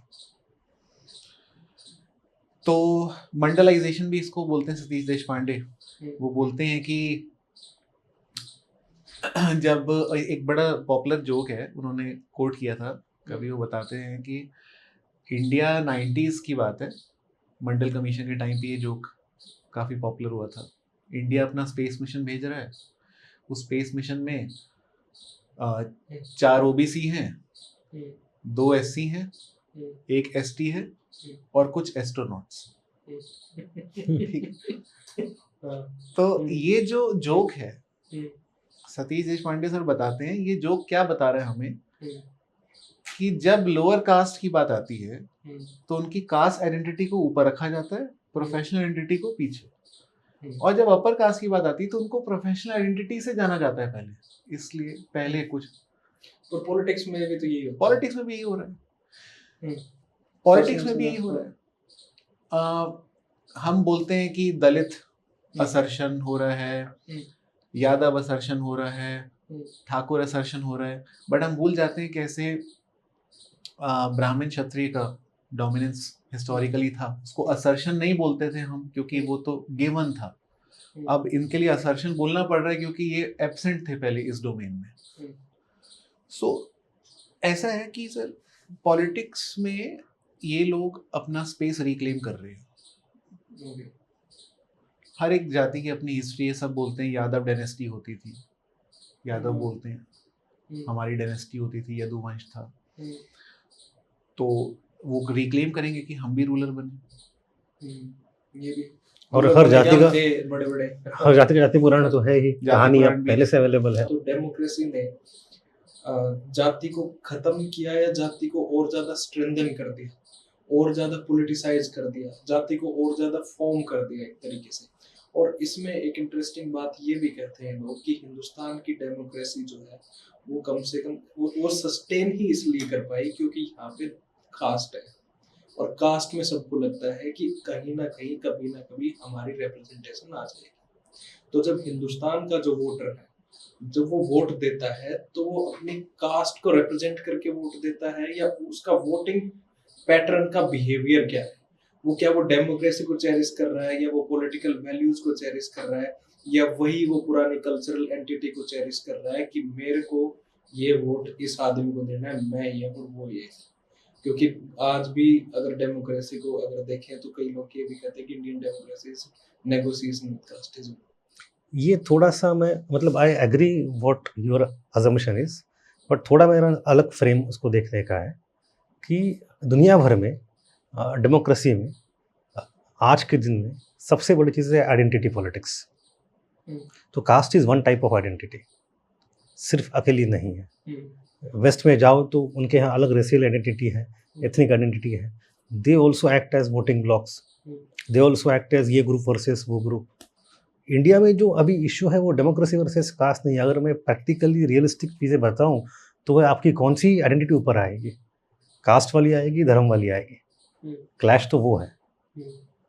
मैं थोड़ा मैंने आपके सवाल को काट दिया, but this is the reality. Caste versus democracy वाला इशू तो आई डोंट थिंक वो तो अपार्ट फ्रॉम एकेडमी या कहीं बाहर में रीजनल पार्टीज की अगर हम देखें, sorry to interrupt, regional parties में हम देखें तो तब तो ये कास्ट फॉर्मेशन और caste based ideological voting behaviour होता है एक वोटर का, रादर देन जो आपका रिलीजियस पॉइंट। बिल्कुल बिल्कुल।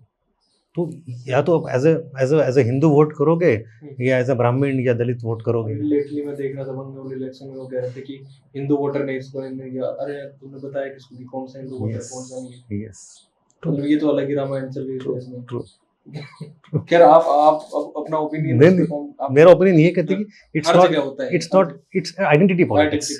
कौन से सामने आएगी वो समय समय बदलते रहेगा। सर आपका क्या ओपिनियन है इस पे? मेरा यही है सर, आइडेंटिटी पॉलिटिक्स है बिल्कुल, जैसे सर कह रहे हैं। इंडिया जब इंडिपेंडेंट होता है तो एक्सपेक्टेड था कि we will vote our leaders, लेकिन ऐसा हुआ कि instead of casting our votes we started voting our castes. ये लड़की बोलती रहती है। हाँ, तो ये जो टेंडेंसी देखी गई, ये भी लग रहा था डाइल्यूट हो जाएगी, बट एक स्टेप कम से कम आगे बढ़े कि भली we are voting our caste, not casting our vote, लेकिन तो भी at least we are choosing the leader. पहले तो ये चॉइस भी नहीं था। तो डेमोक्रेसी का ये एलिमेंट भी काफी था कि people are putting their voices out. अब धीरे धीरे ये हुआ कि जो भी लीडर्स कास्ट के अपने अपने रिप्रेजेंटेटिव थे, उन लीडर्स ने धीरे धीरे अपनी अपनी पार्टी बनानी चालू कर ली। पहले तो सिर्फ कांग्रेस होती थी या जनसंघ था 1952 में तो, और कम्युनिस्ट पार्टी थी, ज़्यादा पार्टीज भी नहीं थी। एक तरीके से बोला जाता है Congress dominance one party system था, जैसे रजनी कोठारी बोलते हैं। स्टार्टिंग तक वोट लोगों को ये नहीं पता था कांग्रेस के खिलाफ वोट भी डलते हैं। हाँ, वोट भी डलते हैं। लेकिन फिर धीरे धीरे बाकी कास्ट के लीडर्स जब अलग होते गए कांग्रेस से, तो कास्ट बेस्ड पॉलिटिकल पार्टीज बनती गई। और आज की डेट में कास्ट का एरिथमेटिक्स जो है पॉलिटिक्स में, वो हमें इलेक्शन में दिखते रहता है। इसमें हालांकि डेटा की बहुत ज़रूरत पड़ेगी। मैं तो इनफैक्ट दिल्ली का जब इलेक्शन हुआ था पिछला, मैं एक्सपेक्ट नहीं करता था कि दिल्ली में लोग कास्ट की बात करेंगे, बट कम से कम टीवी वाले जरूर करेंगे, वो जरूर करते हैं। तो मुझे लगता है अगर ये लोग दिल्ली इलेक्शन में भी नहीं कास्ट को छोड़ रहे हैं, तो ये कहाँ ही किसी और इलेक्शन में छोड़ेंगे। मैं थोड़ा एक यहाँ से जो हमारा पुराना पॉइंट था निशात सर, कि जो अंबेडकर जी का सपना था कि अर्बनाइजेशन, मॉडर्निटी, जो नेहरू का भी था, क्या वो गलत ठहरा? कि शहर तो बन गए बट कास्ट शहरों में नहीं गई। कास्ट तो है शहरों में भी है, बिल्कुल। तो जो सपना अंबेडकर जी का था, क्या वो सही था? सर वही बात है कि जो सोचा उन्होंने था वो एज इट इज तो नहीं हुआ। इंडिया कास्टलेस तो नहीं हुआ, बट एक बात ज़रूर है कि अर्बनाइज होने से, माइग्रेट होने से उन लोगों को वो अपॉर्चुनिटी ज़रूर मिलना शुरू हो गई जो उनको गांव में नहीं मिल पा रही थी। तो वो लोग कम से कम अपनी क्लास में तो इम्प्रूव कर गए, क्लास पोजीशन में। भले अपनी कास्ट की पहचान को ना खो पाए हो, लेकिन अपनी क्लास की पोजीशन को इम्प्रूव कर गए। और ये भी एक थ्योरी है, जैसे जैसे आप क्लास में ऊपर जाओगे कास्ट आइडेंटिटी डाइल्यूट होते रहती है, ऐसा बोला जाता है। बट ये कितनी सच है कितनी नहीं, ये तो फील्ड में पता चलता है। लेकिन शहर में भी कास्टिज्म एग्जिस्ट करता है, ऐसा नहीं कि शहर में आने पे कास्टिज्म खत्म हो गया। बहुत खतरनाक तरीके से करता है। बिल्कुल करता है, बहुत अलग तरीकों से करता है। उन तरीकों को हम विलेज में नहीं देखते हैं। और वो तरीके किस तरह के हो सकते हैं, जैसे मैं एग्जांपल देता हूँ। अभी हम जैसे दिल्ली में कोचिंग चला रहे हैं, इस पे सर भी डिस्कस करेंगे इस टॉपिक के ऊपर। कुछ कम्युनिटी के लोग यूपीएससी में आप देखोगे उनका रिजल्ट काफ़ी अच्छा रहता है, बार बार उस कम्युनिटी के लोग बहुत आते हैं। जैन कम्युनिटी को आप देखोगे उनका आता है, मीना कम्युनिटी होता है, और भी कुछ कम्युनिटीज हैं। इन कम्युनिटीज को सपोर्ट करने वालों की एक एसोसिएशन है शहरों में। जैन स्टूडेंट्स को स्पॉन्सर करने के लिए, एजुकेट करने के लिए, अकोमोडेशन देने के लिए कुछ इंस्टीट्यूशंस हैं। मुस्लिम कैंडिडेट्स को एजुकेट करने के लिए, स्पॉन्सर करने के लिए भी कुछ इंस्टीट्यूशंस हैं, यानी रिलीजियस बेसिस पे भी हैं, कास्ट बेसिस पे भी हैं।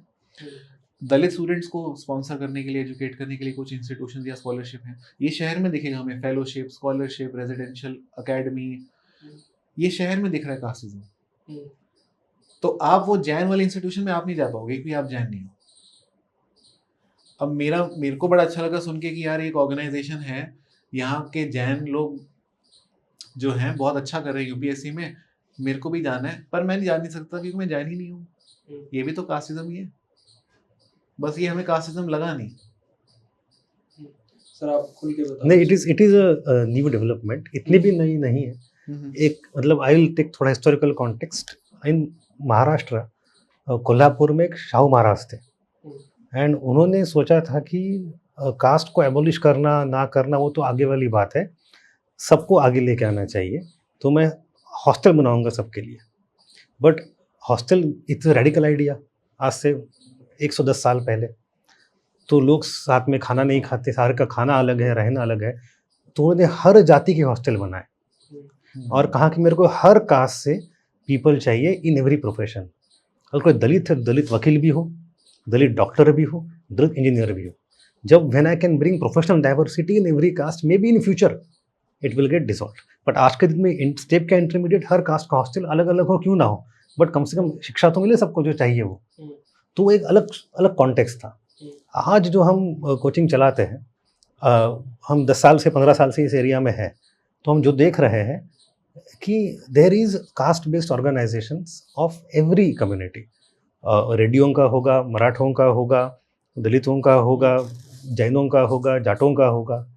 तो उनकी सोसाइटी, उनके समाज, जिसको आपने समाज कहा, वहाँ से फंड्स मोबिलाइज होते हैं। उनके कुछ सीनियर लोग होते हैं, इंडस्ट्रियलिस्ट हो, सीनियर ऑफिसर्स हो, एलिट्स हो, एजुकेटेड हो, वो कोशिश करते कि हमारा नंबर कैसे बढ़े इन दी IAS IPS। तो उसके लिए मेरिट तो है, कंपटीशन भी ओपन है, तो आपको कम्पीट करना पड़ेगा। तो अधिक से अधिक रिसोर्सेज, अच्छे रिसोर्सेज, अच्छा गाइडेंस कैसे मिले, तो ये थोड़ा सा फ्रैक्चर्ड इकोसिस्टम है, ऐसे नहीं कि सबके लिए ओपन फील्ड है। एंड बात सिर्फ वहाँ तक नहीं रुकती, क्योंकि उसमें मुझे कोई आपत्ति नहीं है, हर आदमी कोशिश कर रहा है।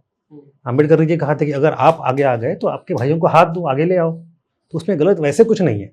बट परिणाम उसका ये होता है कि आफ्टर यू गेट सिलेक्टेड, आप IAS IPS IRS बन गए, उसके बाद भी ये लॉयल्टीज बने रहते हैं।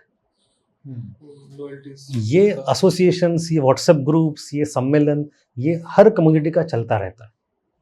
तो अगर मैं I don't have access to, but I am imagining right now कि इंडिया के जितने सारे अफसर हैं उसमें से कई सारे अफसर एटलीस्ट एक व्हाट्सएप ग्रुप के हिस्सा होंगे, किसी ना किसी, जो उनकी जाति का होगा। ये मेरा इमेजिनेशन है, but I think it is highly प्लाउजिबल।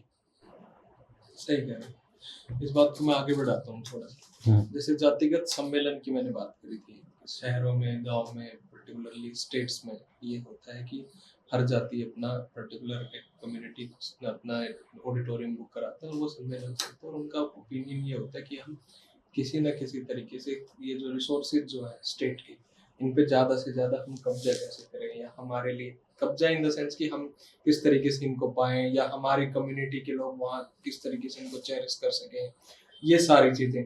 तो ये तो कम्प्लीटली ही मतलब समाज को तोड़ रही है ना। ये तो सबसे बड़ी बेहूदगी है ना कि भाई आप जातिगत तरीके से आप ये चाहते हो कि मेरी जाति का आदमी ये इन स्टेट के सभी रिसोर्सेज पे बैठ जाए, ये कब्जा कर ले, और रिसोर्सेज नहीं, राजनीतिक की सत्ता के ऊपर भी बैठे। पर अब इसका काउंटर ओपिनियन ये भी है कि लोग इकट्ठा इसलिए भी होते हैं क्योंकि स्टेट जो है, सरकार जो है, वो उनको वो फैसिलिटीज प्रोवाइड करने में नाकाम है जो वो चाहते हैं। स्टेट जो है वो फेल है इस चीज में कि वो उनको वो लॉ एंड ऑर्डर देने में कामयाब नहीं है जो वो लोग डिजर्व करते हैं। इसीलिए वो इकट्ठा होके स्टेट के ऊपर एटलीस्ट फोर्सफुली अपने जो राइट हैं रिसोर्सेज के ऊपर उनको चेरिश करते हैं। किसी दलित के साथ, किसी जाट के साथ या ब्राह्मण के साथ कोई बात हो जाए तो मुकदमा दर्ज नहीं हो रहा एक बंदे से, तो वो सम्मेलन वाले लोग उन पर दबाव डालते हैं और वो तब होता है। और यह जब जब तक पुलिस आएगी तब तक काम होगा, जब तक वो अगर उनके खुद के लोग साथ नहीं होंगे। इसको आप किस तरीके से देखते ये सोशल सेफ्टी नेट तो कास्ट है ही, शुरू से रहा है। नहीं, आप इसको ऐसे मत करो कि नहीं, it's a matter of fact, it's a matter of caste as a social safety net was always there, rather state बाद में आई है। इसका कोई नई बात बताओ ना इस पे यार, अरे कोई नया ओपिनियन बताओ ना। नया इसमें ये है कि कास्ट ये तो ठीक है, चलो ये तो है ही है, बिल्कुल है। मतलब एक्चुअली आपका सवाल है कास्ट एसोसिएशंस पर। हाँ, कास्ट एसोसिएशंस इंडिया में स्टेट की फेल्योर की वजह से हो रही है या वो जो उनका हाई ऑर्डर है उसके असर्शंस की वजह से हो रही है। पहले इसके ऊपर मैं थोड़ा सा एक चीज बताता हूँ। पॉइंट तो आपका बिल्कुल वैलिड है, बट इंटरेस्टिंग बात ये है कि एंशिएंट इंडिया में जितना मेरे को पता है, जितना मैंने पढ़ा है, एंशिएंट इंडिया में, मडीवल इंडिया में आपको यादव महासभा, ठाकुर सभा सुनने को नहीं मिलेगा। ये सब आपको कॉलोनियल इंडिया में मिल रहा है सुनने को। मॉडर्न जिसको हम बोलते हैं इंडिया, कॉलोनियल्स के आने पर ये सभाएं बनती हैं। ज्यादा 20th सेंचुरी फिनोमेना है, कास्ट एसोसिएशन इसको हम बोलते हैं। ये बनना इसलिए पॉसिबल हुई कॉलोनियल टाइम्स में क्योंकि कॉलोनियल टाइम्स में transportation, communication, urban infrastructure develop हो रहा था, तो it was easier for many caste groups to develop strong communication and network.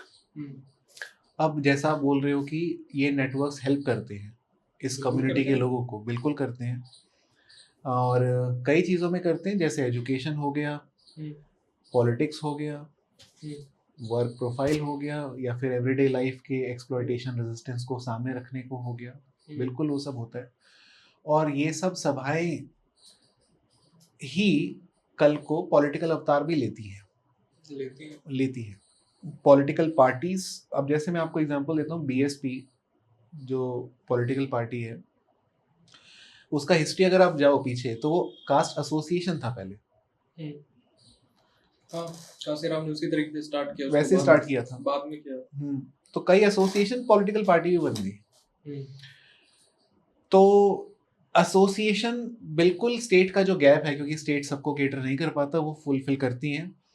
पर साथ के साथ आप ये भी देखिए, जस्ट बिकॉज एसोसिएशन हेल्प कर रही है लोगों को, इसका ये मतलब नहीं है कि कुछ खराब हो रहा है, हम डिवाइड हो रहे हैं जैसा आपने सोचा था। उल्टा आप ये समझिए कि इसी के कारण कई लोग मॉडर्नाइज हो रहे हैं, अर्बनाइज हो रहे हैं। मैं एक सेकंड रोक के आपको बात करूंगा। मैं जाट हूँ, मैंने कोई क्राइम कर दिया यहाँ पे, मैंने सब जाटों को इकट्ठा कर लिया जी, मैं क्रिमिनल हूँ, वो जाट मेरे साथ खड़े होंगे ये जानते हुए मैं क्रिमिनल हूँ। बिल्कुल, ये नेगेटिविटी नहीं है। नहीं, मैं आपको कई उदाहरण दे सकता हूँ इसमें। आनंद मर्डर केस, सारे राजपूत कम्युनिटी एक साथ खड़े हुए थे। सती प्रथा 1987, सारे मिनिस्टर्स एक साथ खड़े हुए थे। बिल्कुल। पर अब ये समझिए ना कि इसीलिए एसोसिएशन नहीं बने थे। एसोसिएशन बने क्यों थे और उसका अनइंटेंडेड कॉन्सिक्वेंस क्या हो रहा है, दैट्स अ डिफरेंट थिंग। बने तो इसलिए थे ताकि जो कम्युनिटी के लोग यहाँ वहाँ फैले हुए हैं वो सब एकजुट रहे, ठीक है, और अपनी आवाज़ को आगे रखें, अपना रिप्रेजेंटेशन आगे रखें।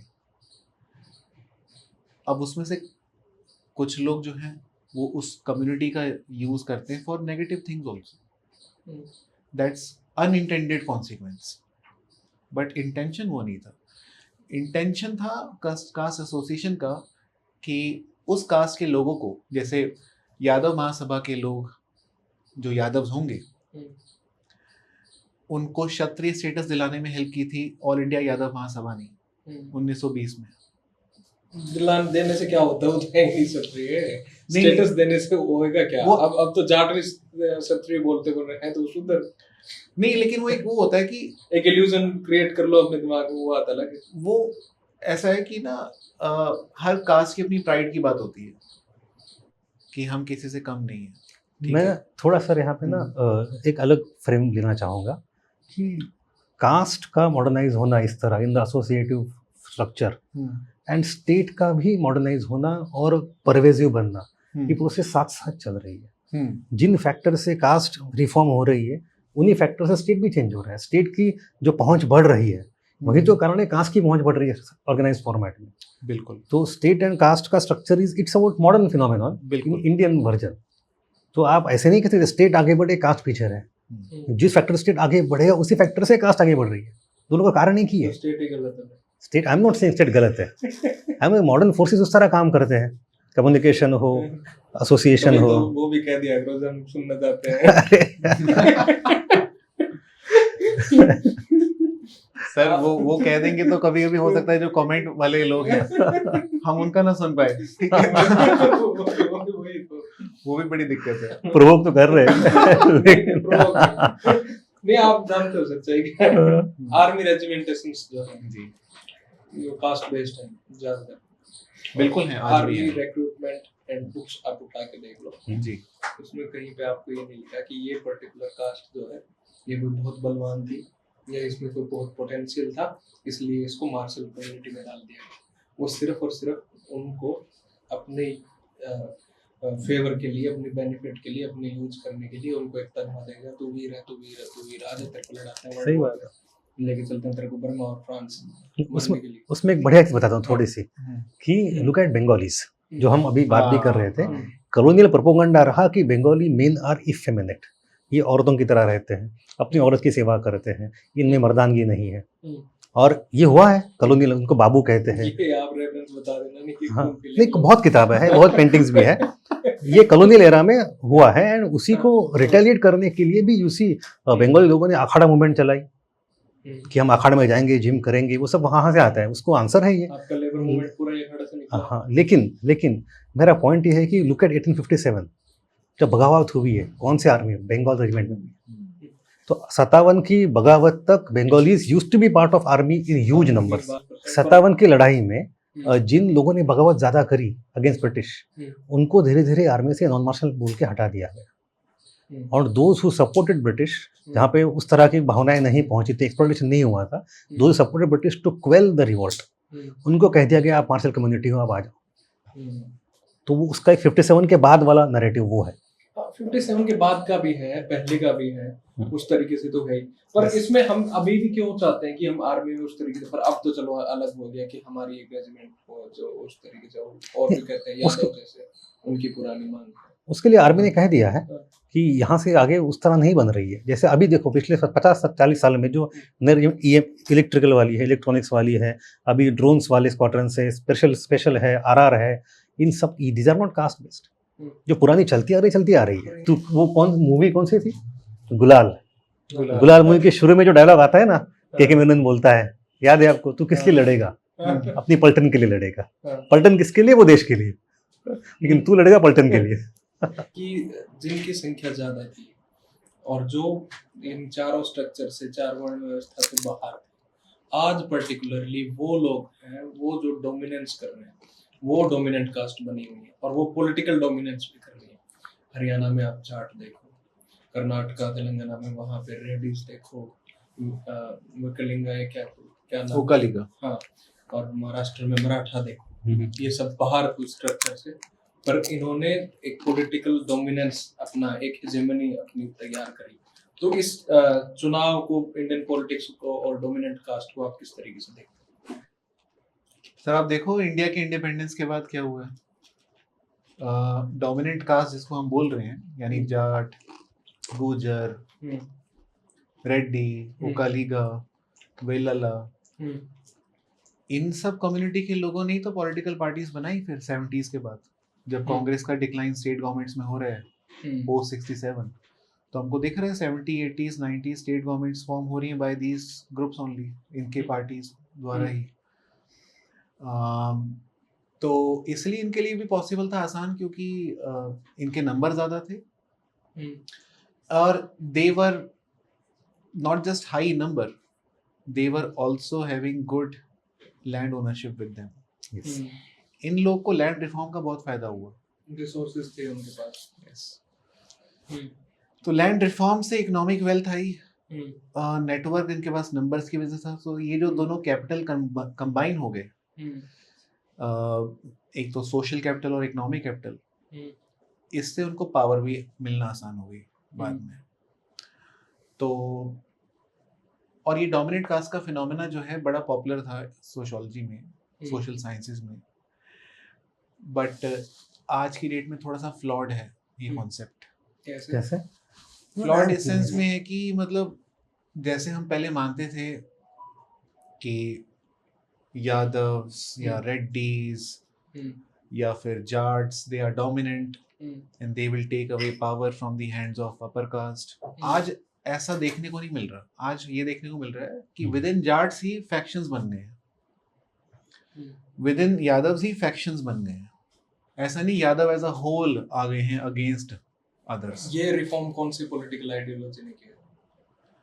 ये तो सर ऐसा है कि किसी पॉलिटिकल आइडियोलॉजी का नहीं है, सोशल इंजीनियरिंग कहते हैं।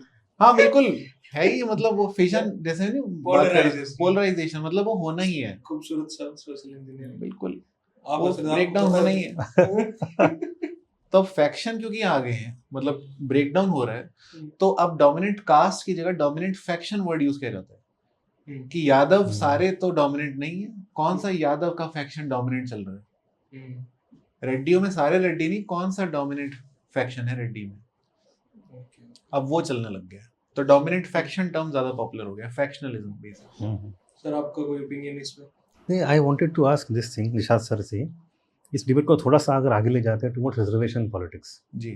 तो आज जो 2-3 चीज़ें हैं, एक तो रिजर्वेशन के पैमाने जो रिफॉर्म होने की आशंका है, वो है, एक है सब कैटेगराइजेशन और दूसरा है creamy layer with in SC/ST। जी जब फैक्शन की बात करोगे तो आई थिंक ये दोनों चीज़ें वहाँ पर रिलेवेंट बन जाती है उस तरह।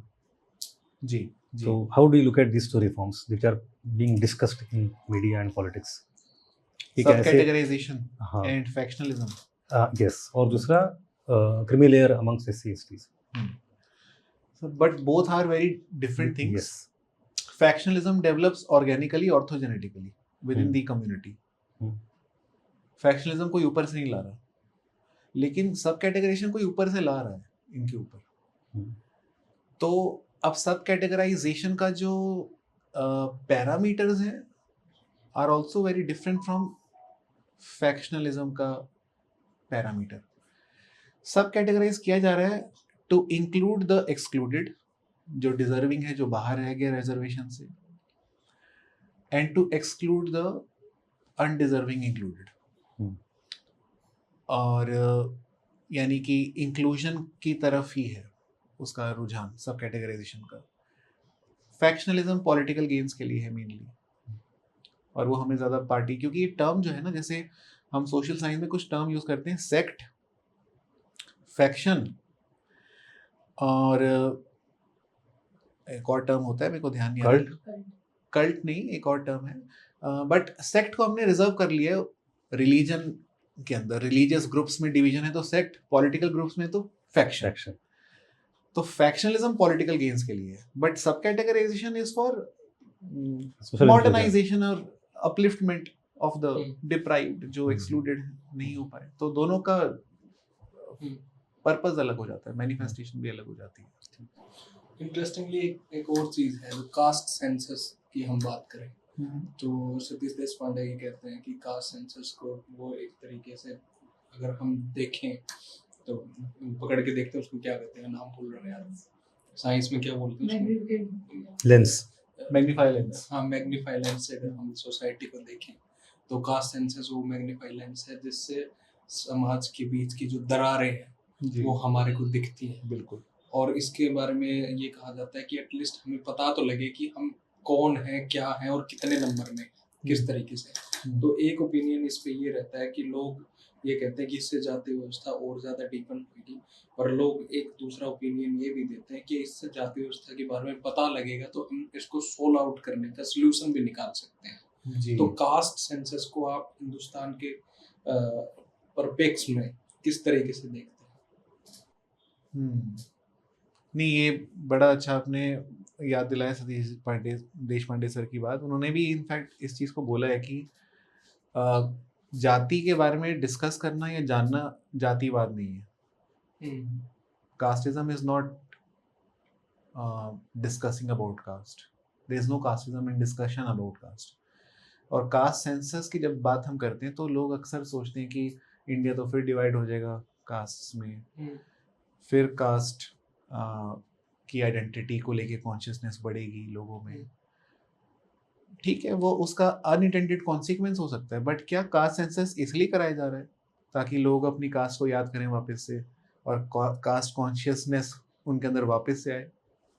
पर्पस ये है कास्ट सेंसस का कि स्टेट को पता चले किस कम्युनिटी के लोग किस हद तक रिप्रेजेंटेड हैं और किस कम्युनिटी के लोग बहुत पीछे रह गए हैं रिप्रेजेंटेशन में, क्योंकि हमारी डेमोक्रेसी इज रिप्रेजेंटेटिव डेमोक्रेसी। तो क्या हमारी डेमोक्रेसी में रिप्रेजेंटेशन का डिग्री कुछ चेंज हुआ कि नहीं, उसको चेक करने के लिए कम्युनिटीज को मेजर करना पड़ेगा और उनके पास रिसोर्सेज, लैंड, वेल्थ, एजुकेशन में रिप्रेजेंटेशन कितना है वो देखना पड़ेगा और उसके लिए सेंसस ही करना पड़ेगा। तो और कोई तरीका नहीं। हाँ, ये बात है कि इसका फायदा उठा लेते हैं कुछ लोग।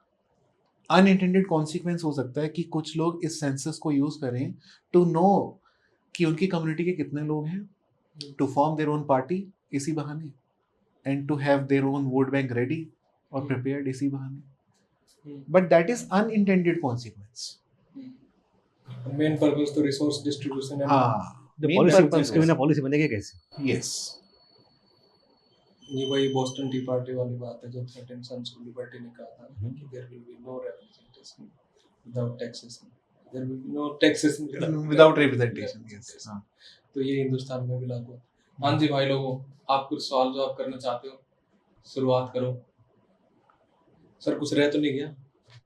एक मेरे को किस्सा बोलना था, बीच में रह गया कहीं, वो ऐसे ही बता देता हूँ। बता दीजिए। ये जो कास्ट का इस्तेमाल for political mobilization, for dominant caste भी जो है, इट इज़ नॉट पोस्ट 1947, ये तो हम जानते हैं।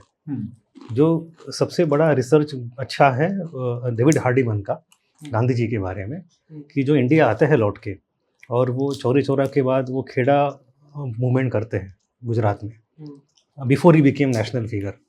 तो खेड़ा का अगर मूवमेंट देखो तो वहाँ के जो ग्रामीण किसानों को जो मोबिलाइज किया वो कौन किसान थे? Most of them are Patidars. और उनको मोबिलाइज करने के लिए जो नेटवर्क यूज़ किए गए वो कास्ट नेटवर्क्स थे, जाति संगठन थे, उसी के थ्रू नेता बने, उसी को मोबिलाइज किया गया। तो कास्ट सिस्टम का इस्तेमाल खूब किया गया to politicize people into nationalization, nationalism. And उसके जो नीचे वाले सो कॉल्ड कास्ट थे, ट्राइबल होंगे, भूमिहीन लोग होंगे, and when they did not fit into this mobilization, तो उनको डरा धमकाया गया, उनको फोर्स फिट, भाई आप करो वरना आपका ये काम नहीं होगा। ये भी है। तो मतलब कास्ट मोबिलाइजेशन फॉर पॉलिटिक्स जो रहा है, या फिर political awareness of different caste रहा है, 1947 से पहले अनइवन था। And there you can see कि गांधी जी का आना और कुछ नई कास्ट जुड़ना, जो गांधी जी ने मास मूवमेंट जो शुरू किया, हम कहते हैं मास मूवमेंट का मतलब it's not people are democratically joining it, कई जगह अलग अलग caste are joining Gandhi ji movement.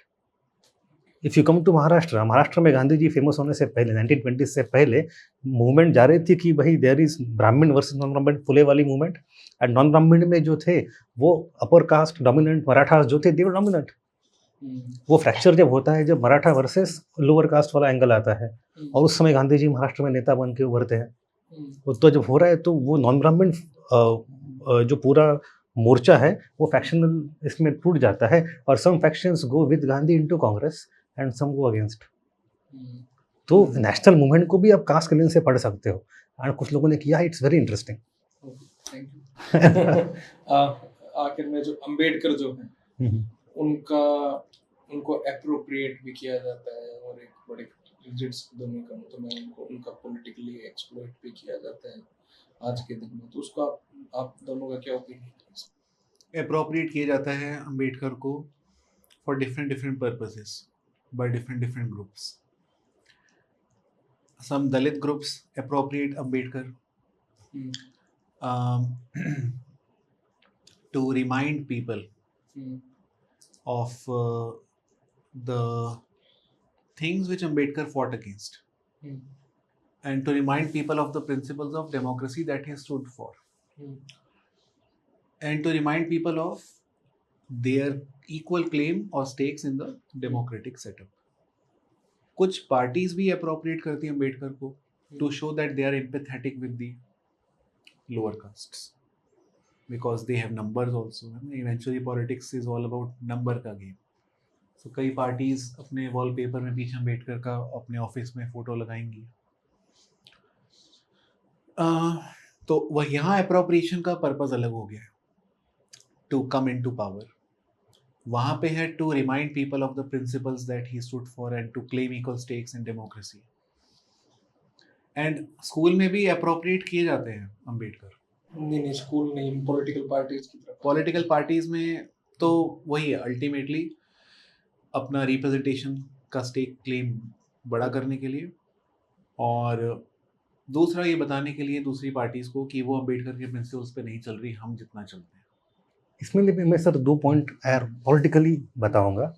Ambedkar ji का कौन सा रूप अप्रोप्रिएट किया जा रहा है और उनकी जो इमेज है वो क्या बन रही है.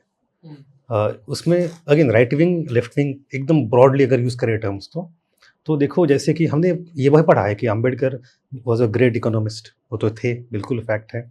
अंबेडकर ने किताब ये भी लिखी, वो रुपीज़ वाली किताब उनका PhD वाला भी जो है. देन पाकिस्तान के ऊपर किताब है उनकी, बंटवारा हो तो कैसे हो, ना हो लेकिन अगर हो तो कैसे हो. उन्होंने ये भी कहा कि भाई कंप्लीट पॉपुलेशन ट्रांसफ़र की बात की थी वहाँ पे. या फिर after independence Ambedkar also oppose to Nehru's foreign policy. तो इकोनॉमिक हो, रिलीजियस डिवाइड ऑफ कंट्री का इशू हो, या नेहरूज फॉरेन पॉलिसी हो, तो ये एस्पेक्ट्स ऑफ अंबेडकर जो सही है, but they become more important to right wing party. कि भाई ये वाला एंगल देखो अंबेडकर के, सोशल वाला एंगल थोड़ा सा नॉट दैट प्रोमिनेंट. अंबेडकर का फोटो है बट वो किस पर्पज से है, उनका कौन सा मुद्दा याद दिलाना चाहते हो आप. And if you go to left wing, not Dalit movement but left wing movement की बात करूँ, तो there is nowadays quite a bit of movement going on कि लेफ्ट एंड दलित मूवमेंट को कैसे जोड़ा जाए. और उसमें फिर अम्बेडकर रूप अलग किस्म से आता है. जो किताब तिल तुमड़े जी की आई है, वो आई थिंक जो मेरा जितना समझ है वो उस प्रोजेक्ट का हिस्सा है कि द फासला between left and Dalit movement should be minimized as much as possible. तो अप्रोप्रिएशन अलग अलग तरीके से हो रहा है. इसमें कई लोगों का ये भी मानना है कि राइट जो है उसके तो अंबेडकर और अंबेडकरवादी सिद्धांतिक तौर पर खिलाफ है, जिनको डंडोरा पीटते हैं ये है वो है. बट अंबेडकर के कौन से सिद्धांत, तो वो इकोनॉमिस्ट भी है, तो वो असली सोशल वाली जो बात आएगी तो वो आप बिल्कुल सही बोल रहे हो. आर्किटेक्चर की बात कर रहे हो, घर की, मैं असली बात पूछ रहा हूं. तो कौन सा मुद्दा उठा. जैसे आपको एक एनालॉजी देता हूँ, जो स्वच्छ भारत स्कीम आई थी, उसको बहुत लोगों ने अपोज क्यों किया था. सच अ ब्यूटीफुल स्कीम. तो कि गांधी जी को आप अप्रोप्रिएट ही नहीं कर रहे हो, गांधी जी की कौन सी चीज पे फोकस दे रहे हो, स्वच्छता, as if that is the main thing, that is the whole thing. तो बाकी मुद्दे पीछे रह जा रहे हैं. तो बर कर देना उन्होंने, वो हाँ, कर ही नहीं रहे, वो वो भी नहीं कर रहे. तो मेरा मुद्दा ये था कि when you speak of Ambedkar in this context, तो कौन सा मुद्दा ऊपर आ रहा है, वो मुद्दा मैटर करता है. अंबेडकर का रिप्रेजेंट क्या कर रहे हैं, कौन सिंबल की बात कर रहे हैं. हाँ जी, आपको पूछना है, आप पूछिए. मेरा सर थोड़ा इसमें ना अलग ओपिनियन है. मेरा मानना है रिजर्वेशन शुरू से ही था इस दुनिया में, इंडिया के अंदर. मतलब ऐसा नहीं कि अभी अभी आया है, इंडिया की आज़ादी के बाद या उससे थोड़ा पहले. एजुकेशन रिजर्व थी फॉर ब्राह्मण्स, मैं ऐसे देखता हूँ. ये मतलब पर्सनली मेरा देखने का नजरिया. आपने शुरू में नहीं बताया. मैं यही तो बोल रहा था. वैसे इसका काउंटर भी आ रहा है आजकल, इसका काउंटर आ रहा है, बताऊंगा आपको. वैसे काउंटर एक आप तो बोल रहे थे, असली बात को काउंटर कर देते हैं. वो सर वो सवाल उस टाइम ही है ना, तो फिर ये कैसे बोल देता मैं. हाँ चल सर बताइए. तो सर मेरा ये मानना है, मतलब ऐसा पर्सनल ओपिनियन है मेरा, कि एजुकेशन रिजर्व था फॉर ब्राह्मण्स, ट्रेड रिजर्व था फॉर बनियास. उसी तरह जहां तक बात आती थी पॉलिटिक्स की, ruling class, ruling structure was reserve for Kshatriyas, वो भी रिजर्वेशन ही था. आज कोई भी इंसान रूलर बन सकता है, सेक्रेटरी बन सकता है, SDM बन सकता है, कोई भी इंसान प्रोफेसर बन सकता है. Education is not reserve for any particular community today. कोई भी इंसान ट्रेडर बन सकता है. ये कैसे हुआ? ये रिजर्वेशन से हुआ है, सिस्टम से जो हम लेके आए हैं. तो ये हमारा रिजर्वेशन सिस्टम उस रिजर्वेशन सिस्टम को काउंटर कर रहा है जिसके अंदर सब चीज कुछ कम्युनिटी के लिए रिजर्व थी. अब सारी कम्युनिटी के लिए सब कुछ ओपन है. जिसमें ज्यादा कंसर्न हमारा उनके लिए है जिनके लिए सब कुछ एक्सक्लूडेड था पहले. ये तो है. और दूसरा काउंटर टॉपिक की बात नहीं है, एंड इट्स नॉट दैट मैं उससे इत्तेफाक रखता हूँ, बट आर्गुमेंट है. वो है धर्मपाल के स्टडी का. जी. सो धर्मपाल जी करके एक गांधीयन स्कॉलर थे, and in 1960s 70s he wrote a book called a beautiful tree. And उसका आधार क्या था? तो अंग्रेज ज़माने के survey reports from Madras presidency, from Bengal Adam's report वगैरह जो थे, उसमें गांव-गांव जाके वहाँ की पाठशाला सिस्टम के सर्वे किए गए हैं. इस गांव में ये तोल है, ये पाठशाला है, यहाँ पे क्या पढ़ाया जाता है, यहाँ पे कौन लोग पढ़ते हैं, कौन सा फंडिंग आता है, और बच्चों की कास्ट क्या क्या है. एंड दैट इज़ उसके टेबल किताब में दिए हुए हैं जो मैंने देखे हैं. अच्छा. और उन टेबल्स में दिखा है कि एटलीस्ट प्राइमरी एजुकेशन जो बेसिक है, जो आपको फंक्शनल चाहिए, वो सब कास्ट के लिए था बिफोर ब्रिटिश के. अच्छा. यस. हाँ, उसमें प्रोपोर्शन अलग अलग है. हाँ. अपर कास्ट लोग थोड़े ज्यादा होंगे नंबर पे, बट इसका मतलब ये नहीं कि बाकी कास्ट एक्सक्लूडेड. जी जी. तो village education system in India was more functional, locally managed, and it was relatively more massified than what we think. And ये बात उठाई थी महात्मा गांधी जी ने चैथम हाउस स्पीच में 1920s में, कभी या 30s में वो लंदन गए थे. उन्होंने कहा था कि अंग्रेज ये क्या बोलते हैं कि उन्होंने मास एजुकेशन लाया, बल्कि हमारा pre British education was more mass. British brought this system जहाँ से एक्सक्लूजन ज़्यादा बढ़ गया है, and India become illiterate. And उसका गांधी जी ने तो उस स्पीच में वो फ्रेज यूज करिए, हमारा एक एजुकेशन सिस्टम जो था, एक ब्यूटीफुल ट्री, एक सुंदर पेड़ था. ब्रिटिश अफसर आता है, वो सोचते इतना सुंदर पेड़ कैसे आ गया, थोड़ा खोद के देखते, इसके थोड़े रूट्स निकाल के देखते हैं, पढ़ाई करते हैं. तो उन्होंने खोदा, रूट्स निकाले, देखा और पढ़ के छोड़ दिया ऐसे ही. दोबारा उसको लगाया नहीं, तो पेड़ सूख गया, गिर गया, मर गया. So that is what British education has done to Indian education, and it was based on the reports of British people only. And report के समरी दी हुई 1960-70 की किताब है अ ब्यूटीफुल ट्री, धर्मपाल जी की. अच्छा. इस किताब की बात ज़्यादा नहीं होती है, लेकिन जो एनसीईआरटी किताब लिखी गई 2006 में हिस्ट्री की, मुझे कक्षा याद नहीं है, शायद 9th या 8th के स्टैंडर्ड की होगी. उसमें देते chapter of pre British Indian education, and ये 2006 की किताब है. अभी वाली जो आ रही है वो नहीं है. उसमें भी ये लिखा हुआ है पाठशाला system was relatively more open था. अभी इस वाले एनसीईआरटी लिखने वाले कमेटी में एक साहब है, अंकुर कक्कड़ साहब, उनकी भी किताब है इसी के ऊपर कि how pre British education was relatively more mass based relatively than British education. It is little counter intuitive, but इसके रिपोर्ट्स अंग्रेजों ने ही बनाए हुए हैं. बिल्कुल बिल्कुल हो सकता है सर. वही इसके ऊपर जितना डेटा हो उतना ही अच्छा थीसिस निकल सकता है. बन जाओगे आप. क्यों भाई? अपने केस को मजबूत करने के लिए कोई आर्गुमेंट बहुत अच्छा कहीं ना कहीं से याद आता है बच्चे में. अरे हिस्ट्री का काम होता है फैक्ट्स निकालना. यही सर हिस्ट्री का तो यही काम है, इंपॉर्टेंट फैक्ट्स. लाइट नोट पर डिबेटेबल है आपकी बात है, क्योंकि मैं इत्तेफाक रखता हूं. हां जी, आपको मिल गया जवाब आपका. एक पहले सवाल, दूसरा सवाल रह गया. If there is more prosperity and economic rise, will the caste fade away? I think that was the second question. देखो ऐसा है ना कि अगर आपकी इनकम लेवल बढ़ गई, आपका प्रोफेशन चेंज हो गया, उसका कास्ट से लेना देना उतना नहीं रह जाता है. ऐसा नहीं है कि if you are going upward in class तो कास्ट विल डिक्लाइन. कम से कम देखने को ये मिला है कि एक वक्त था जब कास्ट से आपकी क्लास आती थी, बट आज क्लास में ऊपर चल रहे हो तो कास्ट पीछे हो जाए नहीं होएगा. मेरी अगर इनकम बढ़ जाए और मैं कास्ट को ही भूल जाऊं अपने, ये नहीं हो सकता. ये रूट है, ये लोगों की अपनी पहचान है. तो ये वैसी बात है कि क्लास में ऊपर चले गए तो क्या हम अपना रिलीजियस आइडेंटिटी खत्म हो जाएगी?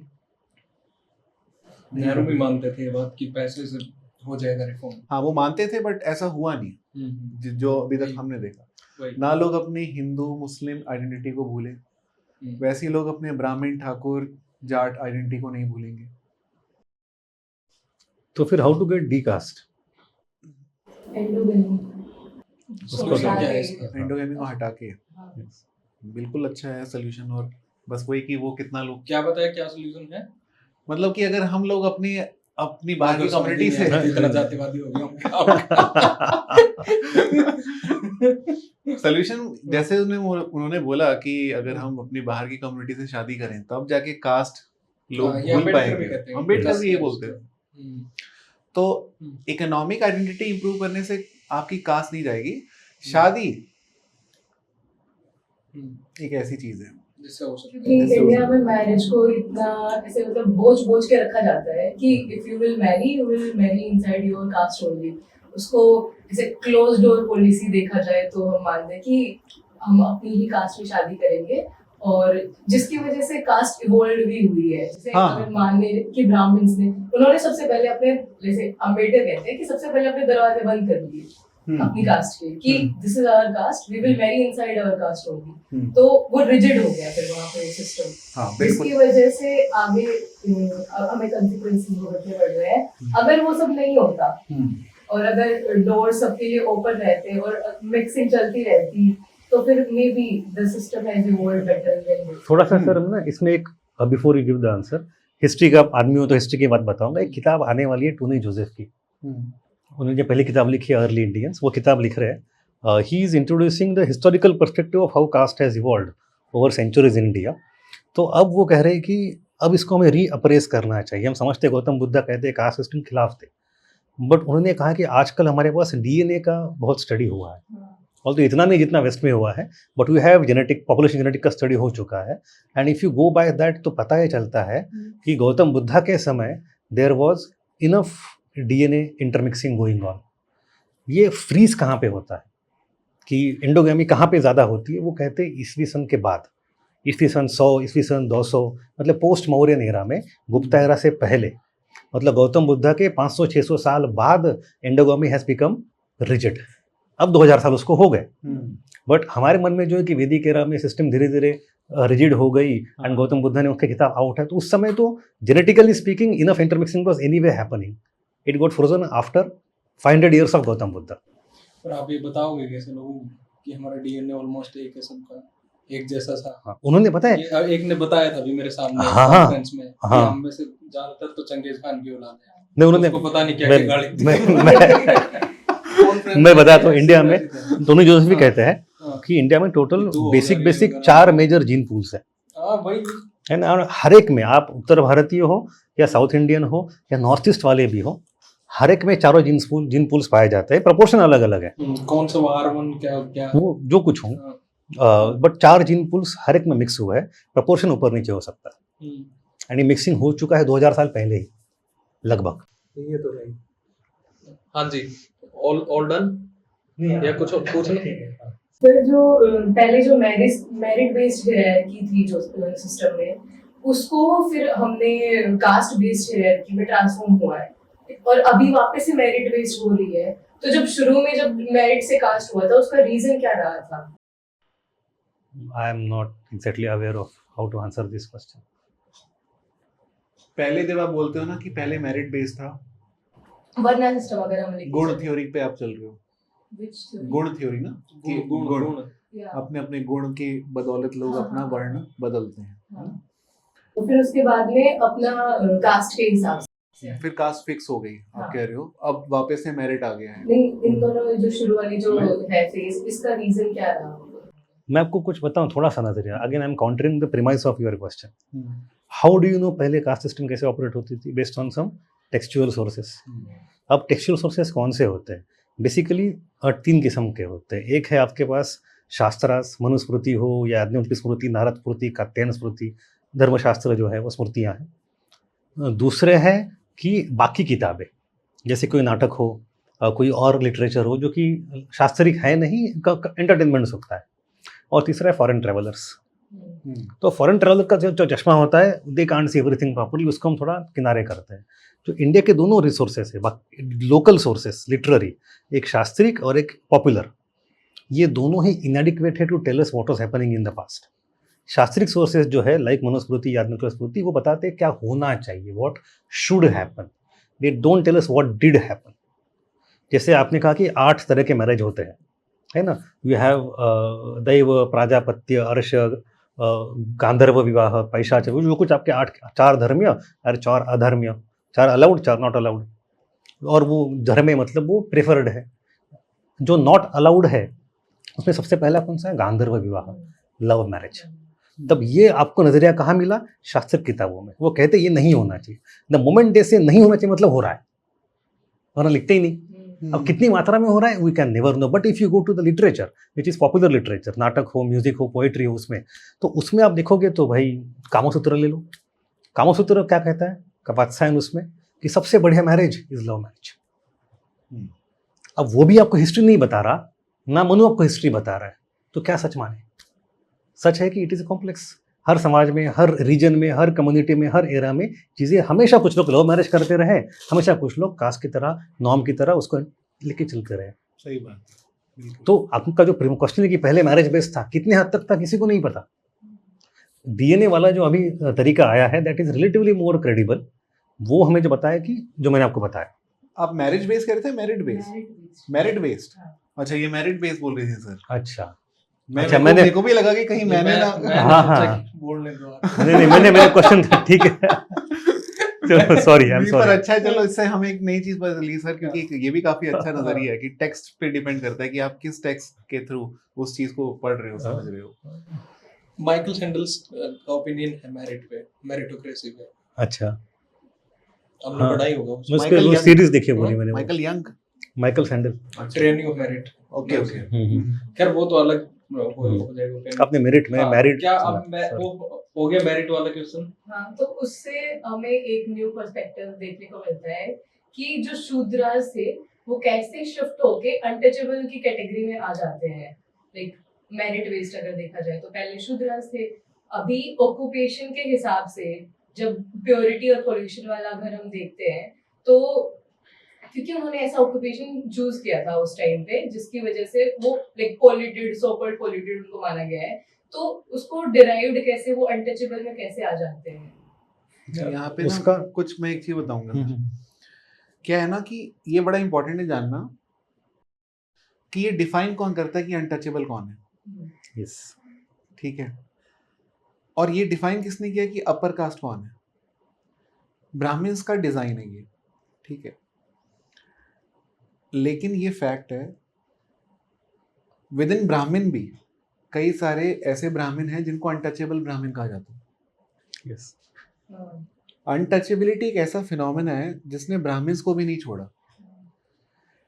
जैसे बनारस की एक स्टडी है जोनाथन पेरी की, उसमें वो बताती है कि एक कम्युनिटी है, वो कम्युनिटी स्पेशलिस्ट है क्रीमेशन के लिए ब्राह्मण्स की, बट इस कम्युनिटी के लोग की जब डेथ होती है, जो खुद क्रीमेशन करते हैं लोगों का, जब इनकी डेथ होती है तो इनकी क्रीमेशन के लिए एक अलग क्लास ऑफ ब्राह्मण है और उनकी क्रीमेशन के लिए एक अलग क्लास ऑफ ब्राह्मण है, और इन सब का रैंक नीचे नीचे नीचे होता जाता है।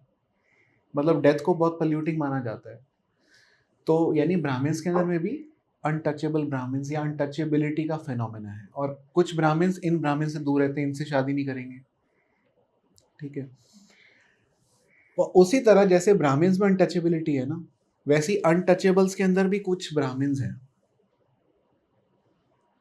यानी कि कुछ फील्ड स्टडीज हैं, जैसे कि नीचे साउथ इंडिया में एक बड़ी पॉपुलर फील्ड स्टडी थी जिसमें बताया गया कि जो परैयर कम्युनिटी है, परैयर, उस कम्युनिटी के अंदर एक जाति है वल्लूवर पांडाराम। वो है ब्राह्मण्स अमंग दी परैयर। परैयर को अक्सर अनटचेबल की तरह देखा गया, पर वल्लूवर परैयर आर ब्राह्मण्स। मतलब ये क्या होता है, अनटचेबल्स को जब एक्सक्लूड किया गया, उनको मंदिर जाने से मना किया गया, पानी लेने से मना किया गया, या फिर एक पर्टिकुलर ऑक्यूपेशन से एक्सक्लूड किया गया, तो उनको लगा कि यार हम कितने एक्सक्लूडेड हैं, हम अपने रिचुअल्स कैसे करें, हम अपने ग्रोथ कैसे करेंगे, हमें कौन प्रोटेक्ट करेगा। तो उन्होंने अपने अंदर ही ब्राह्मण, अपने अंदर ही क्षत्रिय बना लिए। So that is Brahmanization, Sanskritization. Sanskritization, बिल्कुल बिल्कुल बिल्कुल, जो एम एन श्रीनिवास बोलते हैं संस्कृताइजेशन, ऐसे ही हुआ।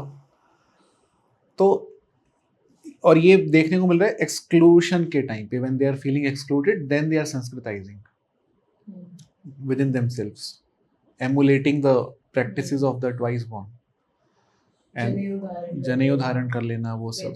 बिल्कुल। तो क्या है ना कि इसलिए वी कांट डिस्कस कि वो अनटचेबल्स हैं या उनका क्या हुआ, बिकॉज हु इज डिफाइनिंग। कई स्टेट्स में, कई विलेज स्टडीज में ये दिखाया गया है कि ब्राह्मण्स एंटर कर रहे हैं अनटचेबल्स की कॉलोनी में, सो कॉल्ड, और अनटचेबल्स जो हैं ब्राह्मण की विजिट के बाद अपने घर पे काउ डंग का पेस्ट लगा रहे हैं प्योर करने के लिए, कि ब्राह्मण के आने पे इम्प्योर हो गया हमारा घर है। हाँ। तो इससे पता चलता है हमें कि हमारे पास ना एक नज़रिया है, उधर की स्टडीज हमारे पास कम है, उधर से कैसे देखने वो चीज़ों को। तो ये इसे हम बोलते हैं कि डोमिनेंस, जिसको कहते हैं ना फूको की लैंग्वेज में, डिस्कोर्स जो है, formation, the way we speak about caste, हम उसमें अज्यूम करके चलेंगे ब्राह्मण तो है ही नंबर 1, अब चलो बाकियों का देखते हैं, ठीक है।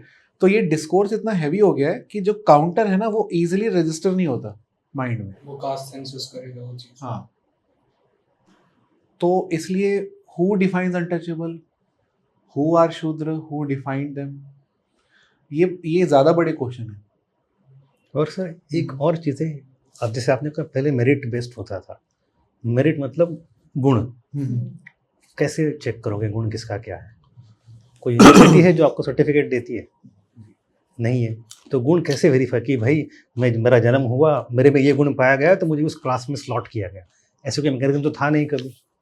तो गुण कहने के लिए है गुण, but if you even Gita में गुण कर्म विभागशः लिखा हुआ है, बट गुण के पीछे जो गुण या मेरिट जो है वो क्या है, वो है पिछले जन्म का।